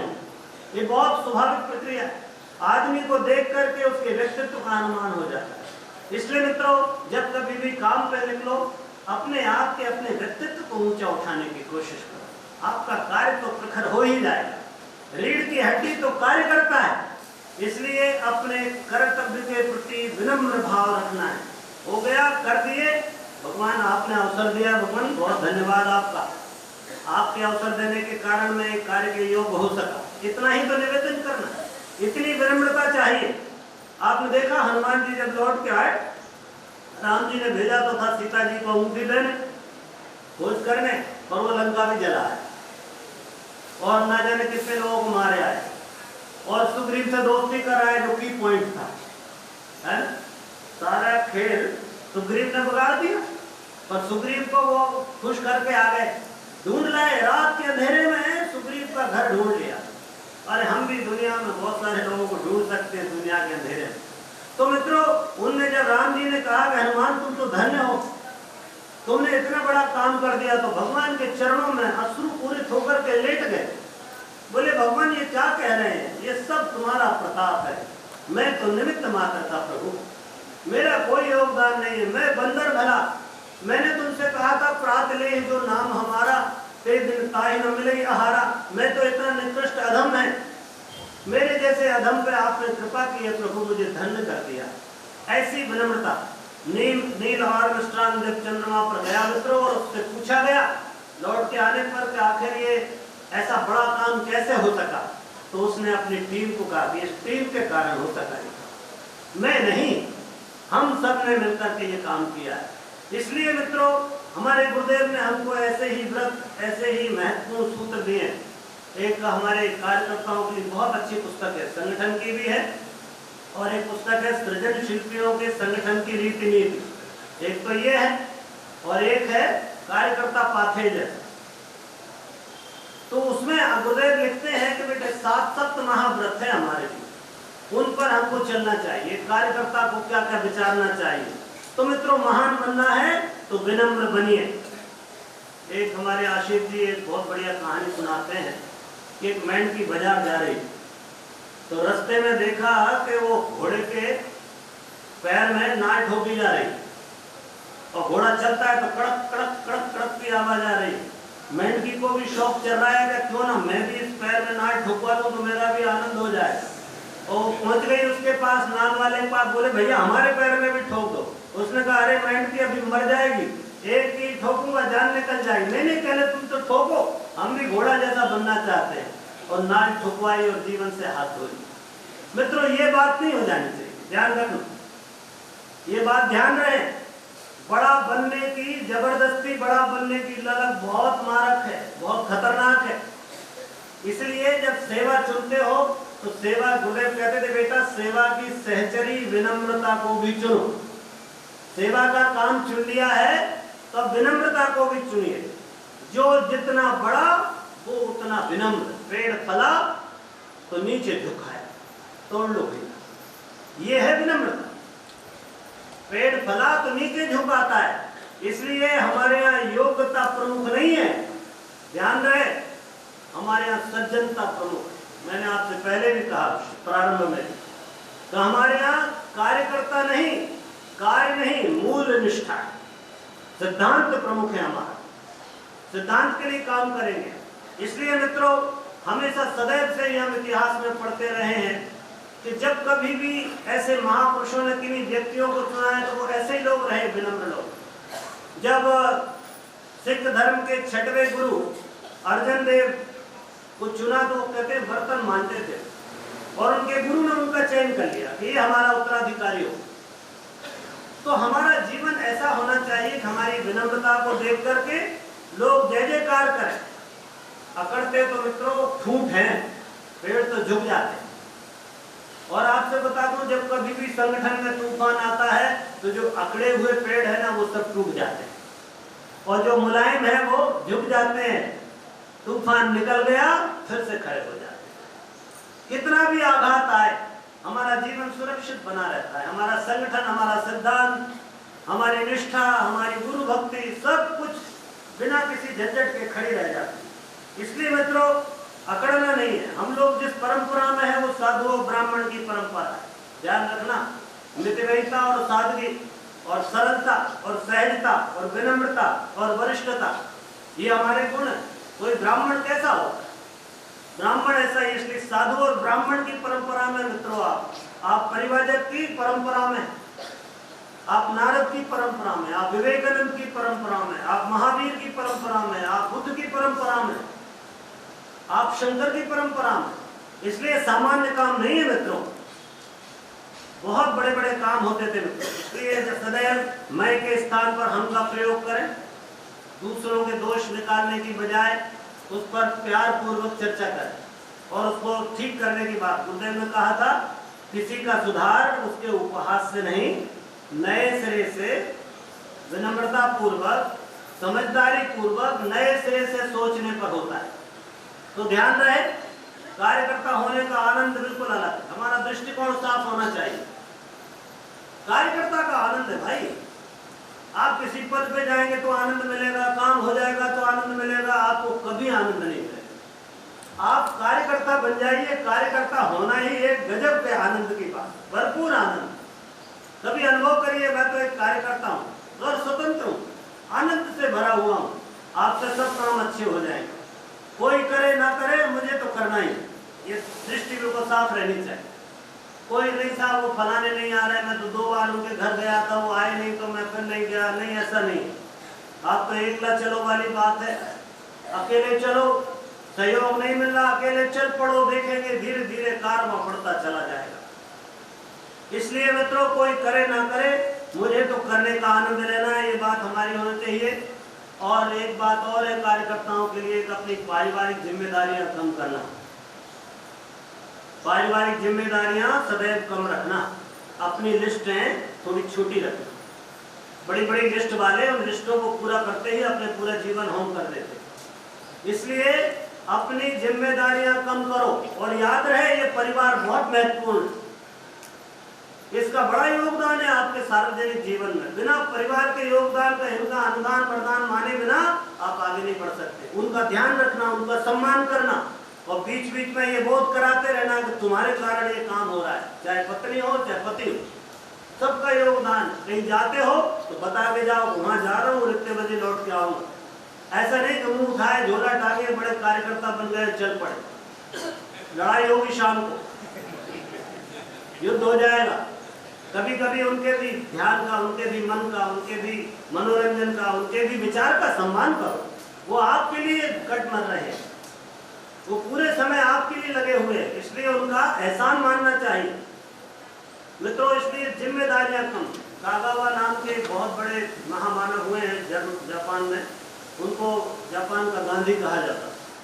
वो अकेले लगे हुए थे कोड़ियों की सेवा में, बच्चों को पढ़ाने में। उधर से एक राजकुमारी प्रतिदिन सुबह घूमने निकलती। राजकुमारी देखती कि एक आदमी बड़ा शब्द संभ्रांत आदमी दिखाई देता, पढ़ा लिखा, ये कोड़ियों की सेवा में लगा हुआ है। तो एक बार उसने उससे संपर्क कहा और कहा कि भाई मैं राजकुमारी हूँ, मेरे पास धन दौलत बहुत है, तो एक काम करते हैं कि मैं आपको सहयोग करूंगी, आप मुझसे शादी कर लो तो तुम्हारा काम बहुत जोरदार हो जाएगा। तो उसने कहा देखिए रानी राजकुमारी साहिबा, मैं विवाह नहीं कर सकता, मेरी विवाह की शर्त बड़ी कड़क। उनका क्या शर्त है आपकी? उनका शर्त यह है कि अगर आप मेरे से विवाह करेंगी तो हम कभी भी बच्चे पैदा नहीं करेंगे, तब हम इनकी सेवा कर पाएंगे, तब ये बच्चे हमको अपने बच्चे दिखाई देंगे। तो मित्रों ऐसे महामानवों की कमी नहीं है और अकेले निकलना है। मैं बता रहा हूं आपको, साथ देने कोई नहीं आएगा। कल परसों ही भाई साहब एक बहुत सुंदर उदाहरण दे रहे थे, मछली तो समुद्र के किनारे घोंगे बीन बीन करके स्टारफिश बीन के बाहर निकल फेंकने का, बड़ी गजब की कहानी थी। ऐसी एक कहानी हो रही कि जंगल में आग लगी, आप सब जानते, सारे जंगल के जंतु जीव जंतु भागने लगे। एक चिड़िया भी वहीं रहती थी, वो उड़ी और पास में जल स्रोत देखा, तालाब से चोंच में 2 बूंद पानी भरी, ऊपर उड़ गई और वहां से उसने 2 बूंद जल छोड़ा, फिर दौड़ी, फिर पानी भरा, फिर छोड़ी, फिर दौड़ी, फिर छोड़ा पानी, लगातार कर रही। तो बंदर ने कहा अरे अभागिन, ये तू क्या कर रही है? अभी जल जाएगी, किसी लपट में भुन जाएगी, 1 मिनट में तेरा जीवन नष्ट हो जाएगा। चिड़िया ने बोला कि ऐसा है बंदर मामा, कल के दिन जब जंगल के इतिहास का, जंगल के आग का इतिहास लिखा जाएगा तो मेरा नाम भागने वालों में नहीं, आग बुझाने वालों में। अकेले चलो, ये मत सोचो कि कौन आएगा तो काम होगा। अरे आपका तो जीवन धन्य हो गई। मैंने कहा ना, काम प्रधान नहीं है, आपकी भावना प्रधान है। काम करने के पीछे जो आपका दृष्टिकोण है वो महत्वपूर्ण है। इसलिए मित्रों, बूंद बूंद से घट बढ़ता है, चिंतित मत होना कभी भी, आपका काम कभी भी गलत नहीं जाएगा। और मैं आपसे कहता हूं, लोक मत से नहीं, लोक हित के लिए काम करना। सामान्य तौर पर लोग क्या कहेंगे, ऐसा नहीं करे तो लोग क्या कहेंगे, ये कहकर के हमको बरगला देते और हम लोगों की आंखों में चमक पैदा करने के लिए उन जैसे विदूषक बन जाते। बचना है हम लोक मत से नहीं, लोक हित के लिए काम करना है। हमको देखना है संसार का भला किसमें हो सकता है, पिताजी क्या कहते हैं, माताजी क्या कहती, पत्नी और बच्चे और पड़ोसी और रिश्तेदार क्या कहते हैं, ये हमारा निर्धारण नहीं है। हमारा निर्धारण है कि हम भगवान के लिए काम कर रहे हैं, तो प्रभु की इच्छा जिसमें है वो काम हमारा है, लोक हित का काम हमारा है। ऐसा सोच करके काम करें। इसलिए मित्रों, सदैव अकेले चलना है और पॉजिटिव रहना है, कभी भी नेगेटिविटी को अपने पास नहीं आने देना, अपने को समर्थ बनाना, ताकतवर बनाओ। सृजन सैनिक जो है ना, उसका पहला काम है कि वो रूढ़ियों के विरुद्ध चलता है। वैसे ही जैसे मछली धार के विरुद्ध चढ़ती, तो अपने को समर्थ बनाओ कि आप धार को चीरते हुए उसकी विपरीत दिशा में ऊपर चढ़ जाएं। संसार को आगे इस भयानक कुचक्र से निकालना है तो मित्रों बहुत बड़ी समर्थता की आवश्यकता है, और सृजन शिल्पी का जीवन ऐसी सामर्थ्य से भरा हुआ होना चाहिए। काम बहुत असाधारण है मित्रों, इसलिए आपकी बड़ी प्रतिभा चाहिए। गुरु जी कहते थे, मेरे बेटों में, मेरे बेटियों में 3 गुण प्रधान। नंबर 1, वो प्रतिभाशाली होना चाहिए, प्रतिभाशाली होना चाहिए। ये प्रतिभा ही पराक्रम के साथ जुड़ करके संसार में बड़ा चमत्कार पैदा करती है। पहला प्रतिभाशाली, दूसरा कहते थे वो भावनाशील, संवेदनशील, करुणावान होना चाहिए कार्यकर्ता। और तीसरा कहते थे बेटे समयदानी, समय को निकालता हो जगत के लिए, वो अपने जीवन के कुछ अंश निकाल करके, कुछ क्षणिकाएं निकाल करके समाज के कल्याण में लगाता हो। इसलिए प्रतिभा के धनी चाहिए, असाधारण प्रतिभा चाहिए मित्रों। ये सारी योग्यता हमारे शब्द भी हैं, तो ऐसे शब्द भेदी बाण जैसे होने चाहिए। आपकी वाणी को सुने तो आदमी खड़ा हो जाए, सोचे मुझे कुछ करना ही चाहिए। मनस्वी और तेजस्वी बनने की शक्ति तो आप में आ गई है मित्रों। आप ब्रह्मवर्चस्वी भी बनी, शक्ति खिंची चली आएगी। आप शक्ति और ज्ञान का समन्वय करिए अपने भीतर, आप पाएंगे आपका जीवन धन्य होता चला जा रहा है। दृढ़ निश्चय करिए, समर्थ बनिए, बेपैंती के लोटे जैसे नहीं, दृढ़ निश्चय चाहिए। गंगा गए तो गंगाराम और जमुना गए तो जमुना दास, ऐसा वाला नहीं है। जहां गए वहां जैसे हो गए, फिर आपका व्यक्तित्व कुछ नहीं। इसलिए दृढ़ निश्चय बनिए और अपने प्रण पर निश्चित रहिए। प्राण जाए पर वचन न जाए, ये हमारा संकल्प है, हमारे महापुरुषों का, हमारे पूर्वजों का। और मैं आपसे कहता हूं, काम की चिंता मत करना, काम अपूर्ण भी रह जाएगा तब भी सफल माना जाएगा। अभिमन्यु चक्रव्यूह में गया, कोई की हिम्मत नहीं पड़ती थी, बड़े बड़े सम्राट, बड़े बड़े योद्धा खड़े हुए थे। अभिमन्यु ने दौड़ लगाई, चक्रव्यूह वेदन भीतर घुस गया और सबको परास्त कर दिया। मित्रों, बड़े बड़े जो योद्धा थे, चाहे उसमें द्रोणाचार्य हो, चाहे भीष्म हो, ये बड़े बड़े लोगों ने मिलकर के उसको घेर लिया और उसको मार दिया। वो चक्रव्यूह भेदन नहीं कर पाया। पर मित्रों, कोई भी अभिमन्यु को असफल नहीं कहता, उसकी जयकार करता है। काम अपूर्ण रह जाए कोई गम नहीं, व्यक्तित्व नहीं छूटना चाहिए, ध्यान रखना। अपूर्ण रह जाएगा कोई बात नहीं, अच्छा काम अपूर्ण रह जाने पर भी फायदेमंद है, और खराब काम पूर्ण हो जाने पर भी बहुत मुसीबत वाला है। इसलिए मित्रों, अपने को साधक बनाइए। कार्यकर्ता बनना है, कार्यकर्ता सेकंड, कार्यकर्ता दूसरा पायदान है, पहला पायदान साधना का है। साधक कार्यकर्ता चाहिए गुरुजी को, सदे हुए हाथ चाहिए युग निर्माण को। इसलिए साधक कार्यकर्ता बनिए। कार्यकर्ता खो जाए कोई गम नहीं, साधक नहीं खोना चाहिए जीवन से, ध्यान रखना। साधना से हम अलग ना हो जाएं। कार्यकर्ता नहीं बन पाए कोई बात नहीं है मित्रों, साधक बन जाओगे तो भी बहुत बड़ी बात होगी। इसलिए कार्यकर्ता खो जाए कोई गम नहीं, साधक नहीं। इसलिए मित्रों, हमको सदैव ही बहुत दमदारी से काम करने की आवश्यकता है। भगवान कृष्ण की भगवत गीता हम सबको अनेक संदेश देती है। मौका मिले तो कभी किसी सुंदर व्यक्ति का, श्रेष्ठ व्यक्ति का, उसमें अपना जो युग गीता करके है, इस युग गीता को कभी पढ़ना, अभी 4 खंडों में उपलब्ध। आपको बहुत सूत्र मिलेंगे युग निर्माण में।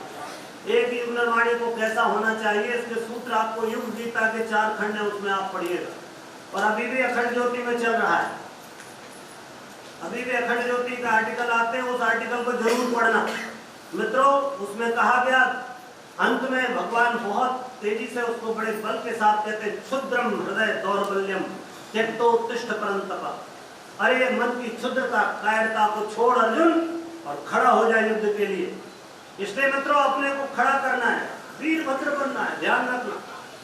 वीरभद्र कहलाना है। गुरु जी कहते हैं, हमारा संबोधन था वीरभद्र। वीर है परंतु भद्रता के साथ, कल्याण के साथ। वीर हो गए और उद्दंड हो जाओ, नहीं, बात नहीं बनेगी। भद्र बनना है। आप उद्दंड, वीर तब आते ही आदमी उद्दंड हो जाता है, उच्छृंखल हो जाता है, पर नहीं, हमको वीरता के साथ भद्रता को चयन करके रखना है। और ध्यान रखना मित्रों, प्रमाणिकता में 2 चीजें बड़े काम की हैं। एक, पैसे दे दे के पाई का हिसाब किताब लोगों के सामने रखना, कि कोई आप पे शक ना कर पाए, आप ईमानदार हैं पर ईमानदार दिखो भी। और दूसरा है, नर नारी के मध्यवर्ती संबंधों में पवित्रता।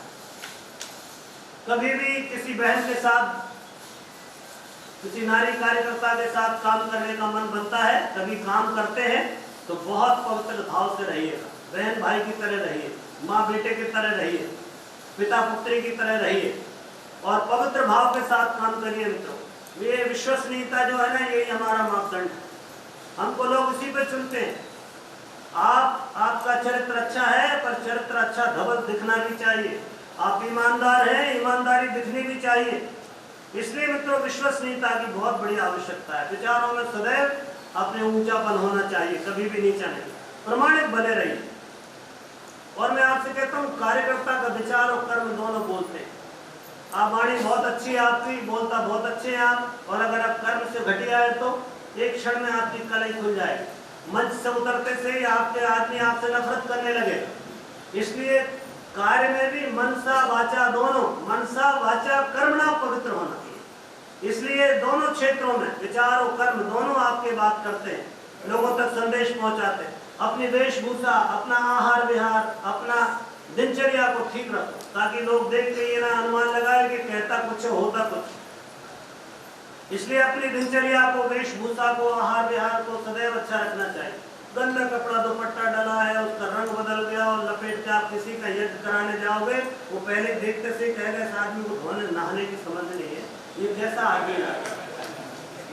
अपने भाई भले हम कह रहे फटा दुपट्टा हो, कोई गम नहीं, धुला हुआ होना चाहिए। कुर्ता छोटा हो बड़ा हो कैसा भी हो, पर धुला साफ सुथरा होना चाहिए। प्रेस नहीं है तो कोई बात नहीं, घड़ी करके तकिए के नीचे रखो, प्रेस हो जाएगी सुबह। धोती आपकी ऐसी लगनी चाहिए कि अभी कल ही धुली हुई। कई लोगों को मैं देखता हूँ धोती ऐसी लगती है जब 15-20 दिन से धो ही नहीं। अब ऐसा कपड़ा पहन के आप किसी के पास जाओगे, भद्र पुरुष के पास, तो पहले ही नंबर पे, पहले नजर में ही रिजेक्ट हो जाओ। ध्यान रहे, अपने वेशभूषा पर भी ध्यान रखना चाहिए, खान पान पर भी तड़क भड़क, इधर चटोर चकोड़ी कचौड़ी पकौड़ी और समोसा और ये और वो पिज्जा और बर्गर। मेरे को भी एक जगह पता लगा कि हमारे टोलना भाई कोई गए हुए थे कहीं कार्यक्रम कराने, तो उन्होंने कहा साहब क्या लोगे, तो उन्होंने कहा पिज्जा ऑर्डर कर दो। आपको कौन मानेगा, आपकी कौन मानेगा, आपकी कौन सुनेगा? आप खुद ही बर्बाद होने पे तुले हुए हैं, तो आप दूसरे को क्या बचाएंगे? इसलिए वेशभूषा भी और आहार दोनों में तड़क भड़क और चटोरेपन से बचना है। और एक बात और, कहीं काम करने जाओ तो असुविधा प्रकट मत करना, जैसी व्यवस्था मिले उसमें सो जाओ। हमको याद आता है, हम बस्तर में जब काम करते थे तो कई बार ऐसा हुआ कि गए तो सिर्फ धान का प्यार मिला, धान का पैरा भाई साहब, वो झोपड़ी में उसने धान का पैरा बिछा दिया था, भाई साहब सोइए, क्योंकि वो सब लोग भी उसी में सो रहे हैं। हमने भी सो के बड़ा आनंद लिया। तो ये आपके लिए जो व्यवस्था मिल रही उसमें उसको आप ये बताओ क्या कर रखा है आपने, आपको पता नहीं था कि हम टोली नायक आने वाले हैं, आपका सारा काम दूसरे दिन बेकार हो जाएगा। इसलिए मित्रों सब चीजों का निजी का ध्यान नहीं रखना है और असंवेदनशील नहीं रहना है, कभी भी संवेदनशील रहो, उसके प्रति कृतज्ञता के भाव से भरे रहो, उसने तुमको अवसर दिया है भगवान का काम करने। इसलिए मित्रों गुरुजी ने लिखा है, जो विपरीत परिस्थितियों में अडिग धैर्य, साहस और ईमान को बनाए रखता है, वही सच्चा शूरवीर, वही सच्चा शूरवीर है। और मैं आपसे कहता हूँ, आपको कुछ नहीं चाहिए, कोई रिवार्ड नहीं, work is its own reward. काम ही आपके लिए बहुत बड़ा उपहार है मित्रों, आपका काम उपहार है। आप ये मत सोचो सफल असफल क्या होगा, आपने तो काम कर दिया, यही आपके लिए बहुत बड़ा अवार्ड हो जाता है। और मित्रों मैं कहता हूँ उतावली में मत रहना कभी भी। कोई एवरेस्ट की चोटी पर चढ़ता है 29,000 फीट की ऊंचाई पर, कोई छलांग लगा के आज तक नहीं चढ़ा। एक एक कदम 29 इंच का रखता है, तब 29,000 फीट की ऊंचाई पर पहुंचता है। ध्यान रखिएगा, जीवन बहुत छोटे छोटे क्षणों से बना है, बूंद बूंद से घट भरता है। इसलिए मित्रों कभी भी अपने आशंकाएं कुशंकाओं से मत घिरे रहना, भटकाव से सदैव बचे रहना। मैं कहता हूं आपको वर्तमान का तनाव, काम का तनाव नहीं होना चाहिए। वर्तमान का तनाव, भूत की चिंता और भविष्य की कुकल्पना, ये तीनों ही खा जाती है। तीनों से बचना है। वर्तमान में रहिए, आनंद से रहिए, जो हो गया उसमें खुश हो जाइए, जो नहीं हुआ उसको भगवान के भरोसे छोड़ दे। तेरा तुझको अर्पण क्या लागे मेरा। इसलिए मित्रों कैसे होगा, क्या होगा, कौन करेगा, ऐसी जो चिंता की माला जपते हैं ना, वो कभी गुरु जी का काम नहीं कर पाते। काम वही कर पाते जो इस फालतू के उसमें रहते नहीं, साधनों की भी चिंता नहीं करते। अरे आप हमारे सामने उदाहरण है रामायण में, रावण रथी विरथ वीरा, देख विभीषण भयो अधीरा। अरे रावण इतने बड़े रथ पे हो, भगवान राम जो है नीचे है, तो राम जी ने क्या कहा था, अरे धीरज सौरज जय रथ चाहता। उन्होंने कहा अरे विभीषण चिंता मत करो, धैर्य साहस और गुणों से भरा हुआ जिसका जीवन है यही रथ है, इसी से विजय प्राप्त होती है मित्रों। इसलिए कार्यकर्ता आवश्यकता के साधन जुटा ही लेता है, आपका काम चल ही जाएगा। बिना उसके कोई काम रोकने वाला नहीं है। गुरु जी कह गए बेटे आप साधनों की चिंता मत करो, जिसने करने को कहा है वो साधन भी जुटा देगा। हमारे सामने तो सैकड़ों प्रमाण है इसके। इसलिए मित्रों बहुत कुछ आगे बढ़ना है, भटकावों से बचना है, संख्या पे मत जाना, गुणवत्ता पे ध्यान रखना। कितने लोग आए कार्यक्रम में इसकी गिनती मत करो। ये देखो आप आए हैं तो हमारा सुबह से ही पहले दिन से ये चिंतन चल रहा है कि आप में से कितने कार्यकर्ता संवैधानिक बने, कितने कार्यकर्ता प्रवासी युवा बन के अपने अपने जिले में प्रवास करके और इस जन जागरण को करेंगे। हमारे चिंतन में एक ही बात उड़ रही, कितने भाई बहन हमारे ऐसे होंगे जो घर घर जाकर के यज्ञ करा के संस्कार परंपरा को जीवित जागृत करेंगे। कौन वन क्षेत्र में जाएगा, कौन गांव भ्रमण पर जाएगा, ये चिंतन चल रहा है। इसलिए आपसे लिखा पढ़ी के सारी चीजें चिंतन और आपका परस्पर वार्तालाप का क्रम बना है। इसलिए मित्रों सदैव संख्या को नहीं चुनना है, हमको गुणवत्ता को चुनना है। और एक बात और है, बहुत लालच मोह आते। जब अर्जुन दिव्य अस्त्र लेने गया तो इंद्र ने उसकी परीक्षा ली, उर्वशी को भेज दिया। उर्वशी ने कहा तुम कितने सुंदर पुरुष हो, मैं तुमसे विवाह करना चाहती हूँ और ऐसा ही पुरुष जैसा पुत्र चाहती हूँ। तो अर्जुन ने हाथ जोड़े, उन्होंने कहा इतनी इंतजार करने की जरूरत नहीं है, आप मुझे ही अपना पुत्र स्वीकार करें माते। मित्रों अपने चिंतन चरित्र को सदैव बहुत ऊंचा उठा, काल में हर युग में होते, उनसे बच के रहना, वो कभी भी भटका सकते हैं। इसलिए मित्रों इस समय बहुत सुंदर समय है। हमारी जीवन रीति नीति भी साफ सुथरी होनी चाहिए। हमारे यहाँ कहा गया मित्रों देश के लिए आप मरने की जरूरत नहीं है, देश के लिए जीना है। आप कुछ समय जियो भगवान के लिए। आपको परमात्मा ने 70 वर्ष की उम्र दी है तो जरा 2-4 साल भगवान के लिए लगाओ भाई, कितना आनंद होगा। अरे आपने 5 साल 10 साल की नौकरी कर ली है, चलो 1 साल की छुट्टी लो, भगवान के काम पे निकल पड़ो, दोनों काम हो जाएंगे। शालिग्राम के शालिग्राम और सिलबट्टा के सिलबट्टा, दोनों काम निपट जाए। इसलिए अभी हमको जीना सीखना है, मरने की जरूरत, देश को मरने वाला युग चला गया, अब देश के लिए जीने वाले लोग चाहिए। अपना दृष्टिकोण सदैव ऊंचा रखो, सादा जीवन, उच्च विचार। और संसार में कोई निर्दोष नहीं है, सब में कुछ ना कुछ दोष होते हैं। इसलिए ऐसा मत सोचो कि सामने वाले में इतने दोष हैं तो हम इससे कोई बात ना करेंगे, नहीं ऐसा नहीं है। आप घर में घुसते हैं तो दरवाजे में से घुसते हैं, दीवार में से नहीं घुसते। आदमी, हर आदमी के जीवन में कोई ना कोई एक दरवाजा है उसके गुणों का, सद्गुणों का। हर व्यक्ति, छोटे से छोटे, बड़े से बड़ा, हर व्यक्ति के भीतर एक सद्गुण है। आप उसके सद्गुण रूपी द्वार में से उसके जीवन में प्रवेश करो और क्रांति करो। इसलिए मित्रों बहुत कुछ करने की आवश्यकता है। अपनी वाणी से, अपने व्यक्तित्व से इससे लोगों का भला करना। लोक सेवी का सदैव आचरण वंदनीय रहता है, ऊंचा आचरण होता है।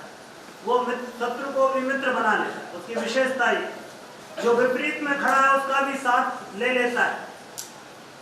आप ध्यान रखना, कई लोग ऐसे कार्यकर्ता मिलेंगे जिनके मित्र नहीं है। बचपन में बहुत मित्र थे और बड़े में मित्र खत्म हो गए, इसका मतलब आपका जीवन ठीक दिशा में नहीं चल रहा है।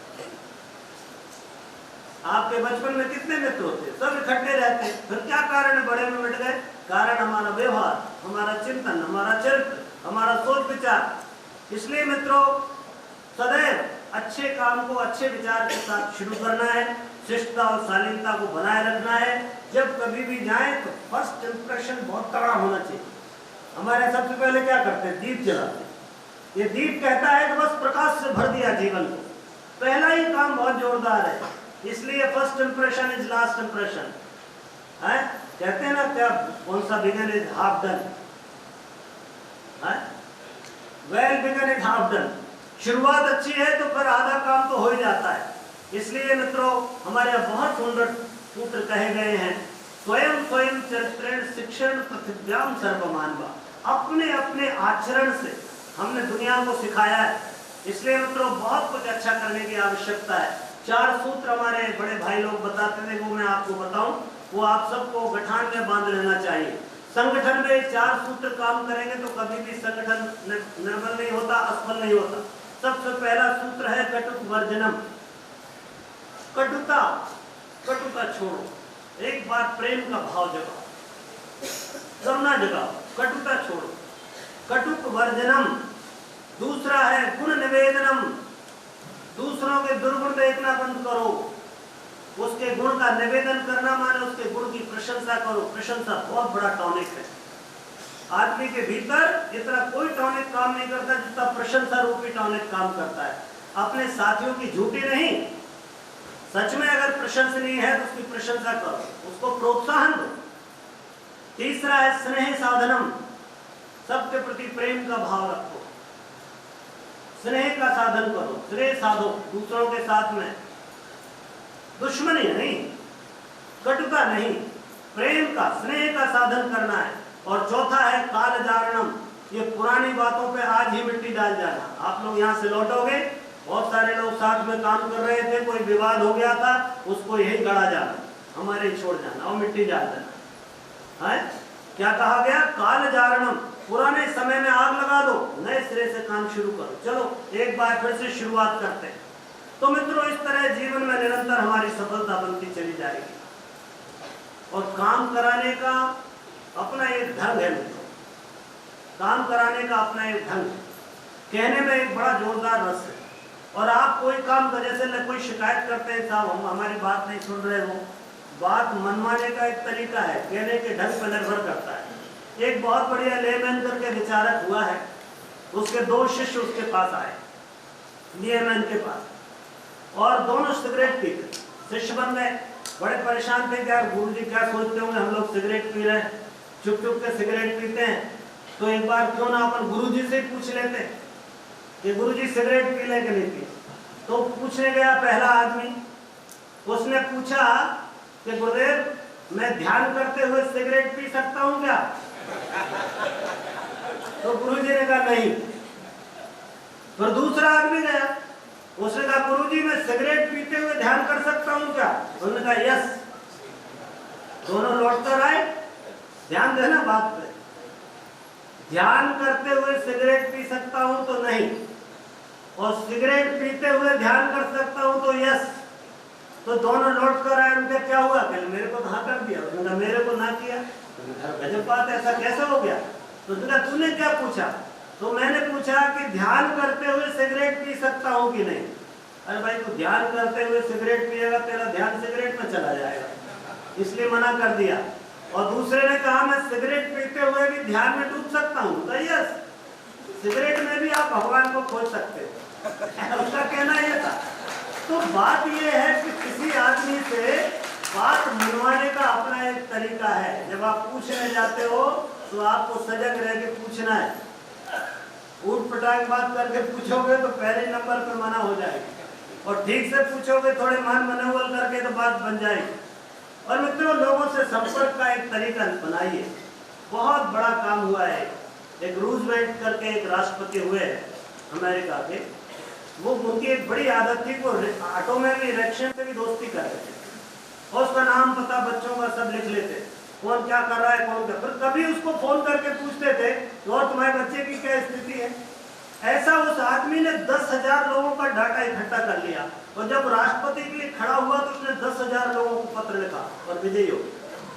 संपर्क बढ़ाओ, संपर्क बढ़ाओ।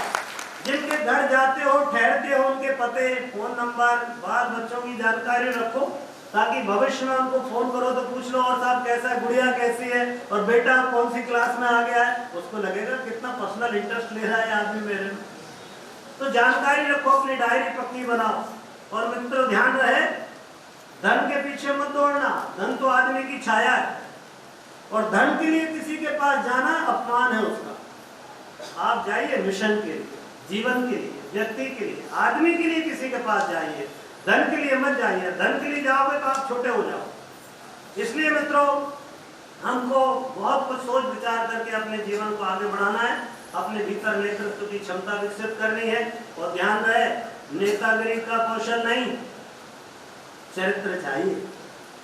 बहुत अच्छे नेता बन गए, बहुत कुशलता से भाषण देते हैं, बहुत दूसरों के सामने हाथ जोड़कर मुस्कुराते हैं, इससे काम चलने वाला नहीं है प्रमाणियों का।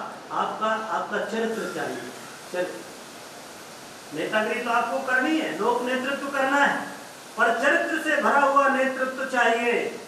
कौशल वाला, चालाकी वाला नेतृत्व नहीं चाहिए, इतना ध्यान रखिएगा।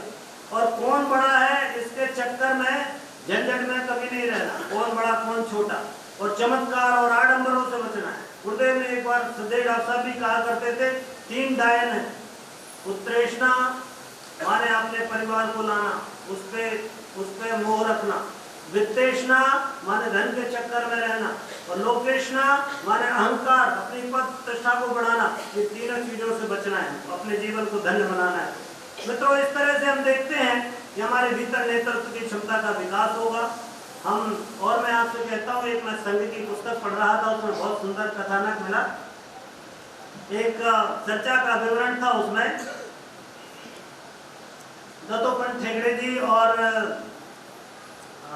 मिश्र जी, जो हमारे मध्य प्रदेश के चाणक्य कहे जाते थे कांग्रेस में, उनके बीच का एक विवरण था, एक पुस्तक में पढ़ने को मिला। उन्होंने कहा कि किसी संगठन को, उस समय संगठन पर बैन लगा दिया था संघ पर, तो संघ में पहले मान लो 50-25 हजार आदमी काम करते थे। संघ का बैन लगाने के बाद मुझसे पूछा, भाई क्या प्रभाव रहा? तो मैंने बड़ी कृपा करी आपने, हमारे संगठन की संख्या 5 गुनी हो गई। पहले परिवार में 1 आदमी काम कर रहा था, अब 5 और काम कर रहे हैं उसके परिवार के लोग, वो भी आपसे नाराज हो गए। तो उन्होंने कहा कोई और ढंग नहीं है सप्रेस करने का? तो उन्होंने कहा हाँ, किसी संस्थान को सप्रेस करने का एक ढंग और है, और उन्होंने वो ढंग का बहुत सुंदर कहा। उन्होंने कहा कंफर्ट लविंग कैडर और स्टेटस लविंग लीडरशिप। अगर आपने किसी संगठन का विनाश करना है तो साधनों से कंफर्ट, सुविधा भोगी कार्यकर्ता और यशकामी नेतृत्व,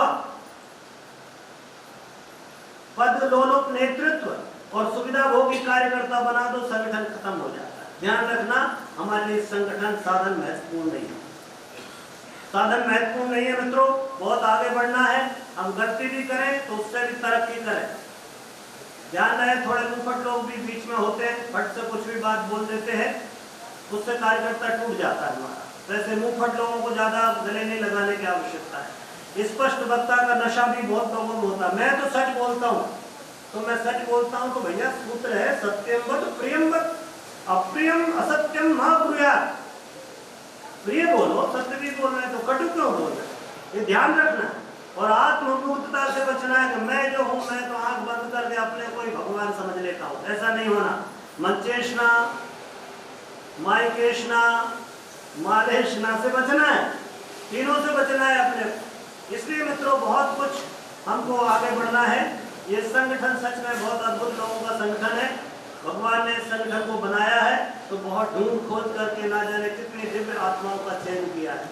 आप सब वही दिव्य आत्माएं, आपके भीतर परमात्मा ने वो ज्योति को देखा है, जो सच में जिनके अंतर में अभी भी मनुष्यता की, संस्कृति की, धर्म की ज्योति जल रही। तो आप सब मिलकर के भगवान के इस काम को करें। ये सच में कार्यकर्ता जो है ना, किसी राष्ट्र देवता के चरणों में सबसे सुंदर पुष्प कौन से होता है? हम कहते हैं भवानी भारती के चरणों में पुष्प तो ताजे ही चढ़ाए जाएंगे, और ये ताजे पुष्प मेरे सामने खिलखिलाते हुए दिखाई देते हैं।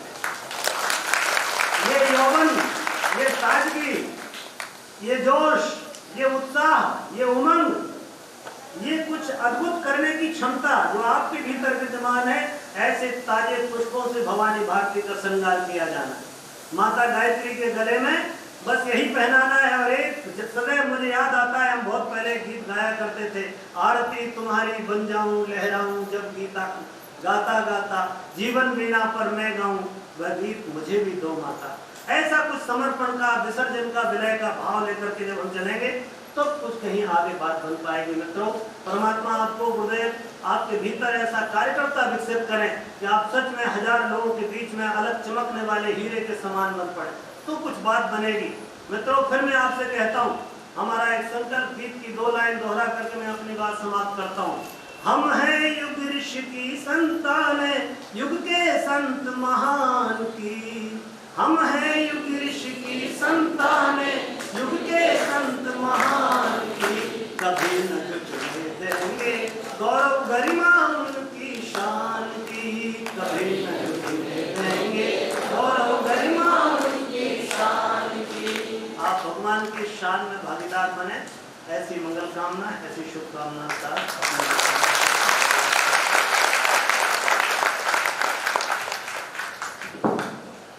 बहुत बहुत। और इस लोक सेवा के पथ पर कैसे आगे बढ़ें, बीच में आने वाली कौन सी अड़चनें हैं उससे बाहर निकलें। लोक नेतृत्व पर बात बार बार आई है। बड़ा अच्छा उदाहरण आता है सतीश धवन और डॉक्टर APJ अब्दुल कलाम का। जब SLV-3 लॉन्च हुआ तो वो लॉन्च होने के बाद अपनी कक्षा में स्थापित नहीं हो पाया, वो मिशन फेल हो गया। 1979 की घटना है, डॉक्टर कलाम ने खुद अपनी जीवनी में लिखी है। और वो जब वो फेल हो गया तो पूरी दुनिया का मीडिया वहां पर छाया हुआ था। जैसे अभी कुछ दिन पहले एक सैटेलाइट हमारा फेल हुआ था, वैसे ही सब लोग थे। सतीश धवन ने टीम लीड ये लोग कर रहे थे, डॉक्टर कलाम ने कहा तुम लोग मत जाओ, मैं जाता हूँ जवाब देने। और उस मीडिया के सामने सतीश धवन गए और उन्होंने जाकर के कहा कि ये हमारी गलती रही, मगर हम लोग इसको सुधारेंगे और जल्दी ही इसको ठीक करके अच्छा करेंगे। बात आई गई हो गई। उसके बाद उनके सारे टीम मेंबर्स में इस बात का बहुत उत्साह था कि उनको दोष नहीं दिया गया, बल्कि उनके नेतृत्व के द्वारा इस तरह का प्रोत्साहन दिया गया। और 2 साल मेहनत करके 81 में SLV-3 फिर लॉन्च हुआ और वो सक्सेस हो गया। जैसे ही सक्सेस हुआ तो फिर पूरी दुनिया का मीडिया वहां था, प्रेस ब्रीफिंग होनी थी। और ये लोग जब सतीश धवन के पास गए कि साहब वो प्रेस ब्रीफिंग होनी है, तो उन्होंने कहा आज मेरी तबीयत ठीक नहीं है, तुम लोग जाके कर लो। तो ये नेतृत्व होता है कि जब फेल्यूर हुआ तो खुद आगे आ गए कि हम लोगों की गलती से हुआ, और जब सफल हुए तो अपने साथियों को आगे कर दिया कि जाओ बता दो कि हम सफल हुए। तो ऐसे ही अपने साथियों को आगे बढ़ाना, और ऐसे बहुत सारे छोटे छोटे सूत्र हम लोगों को मिले, इस पर हम लोग काम करेंगे।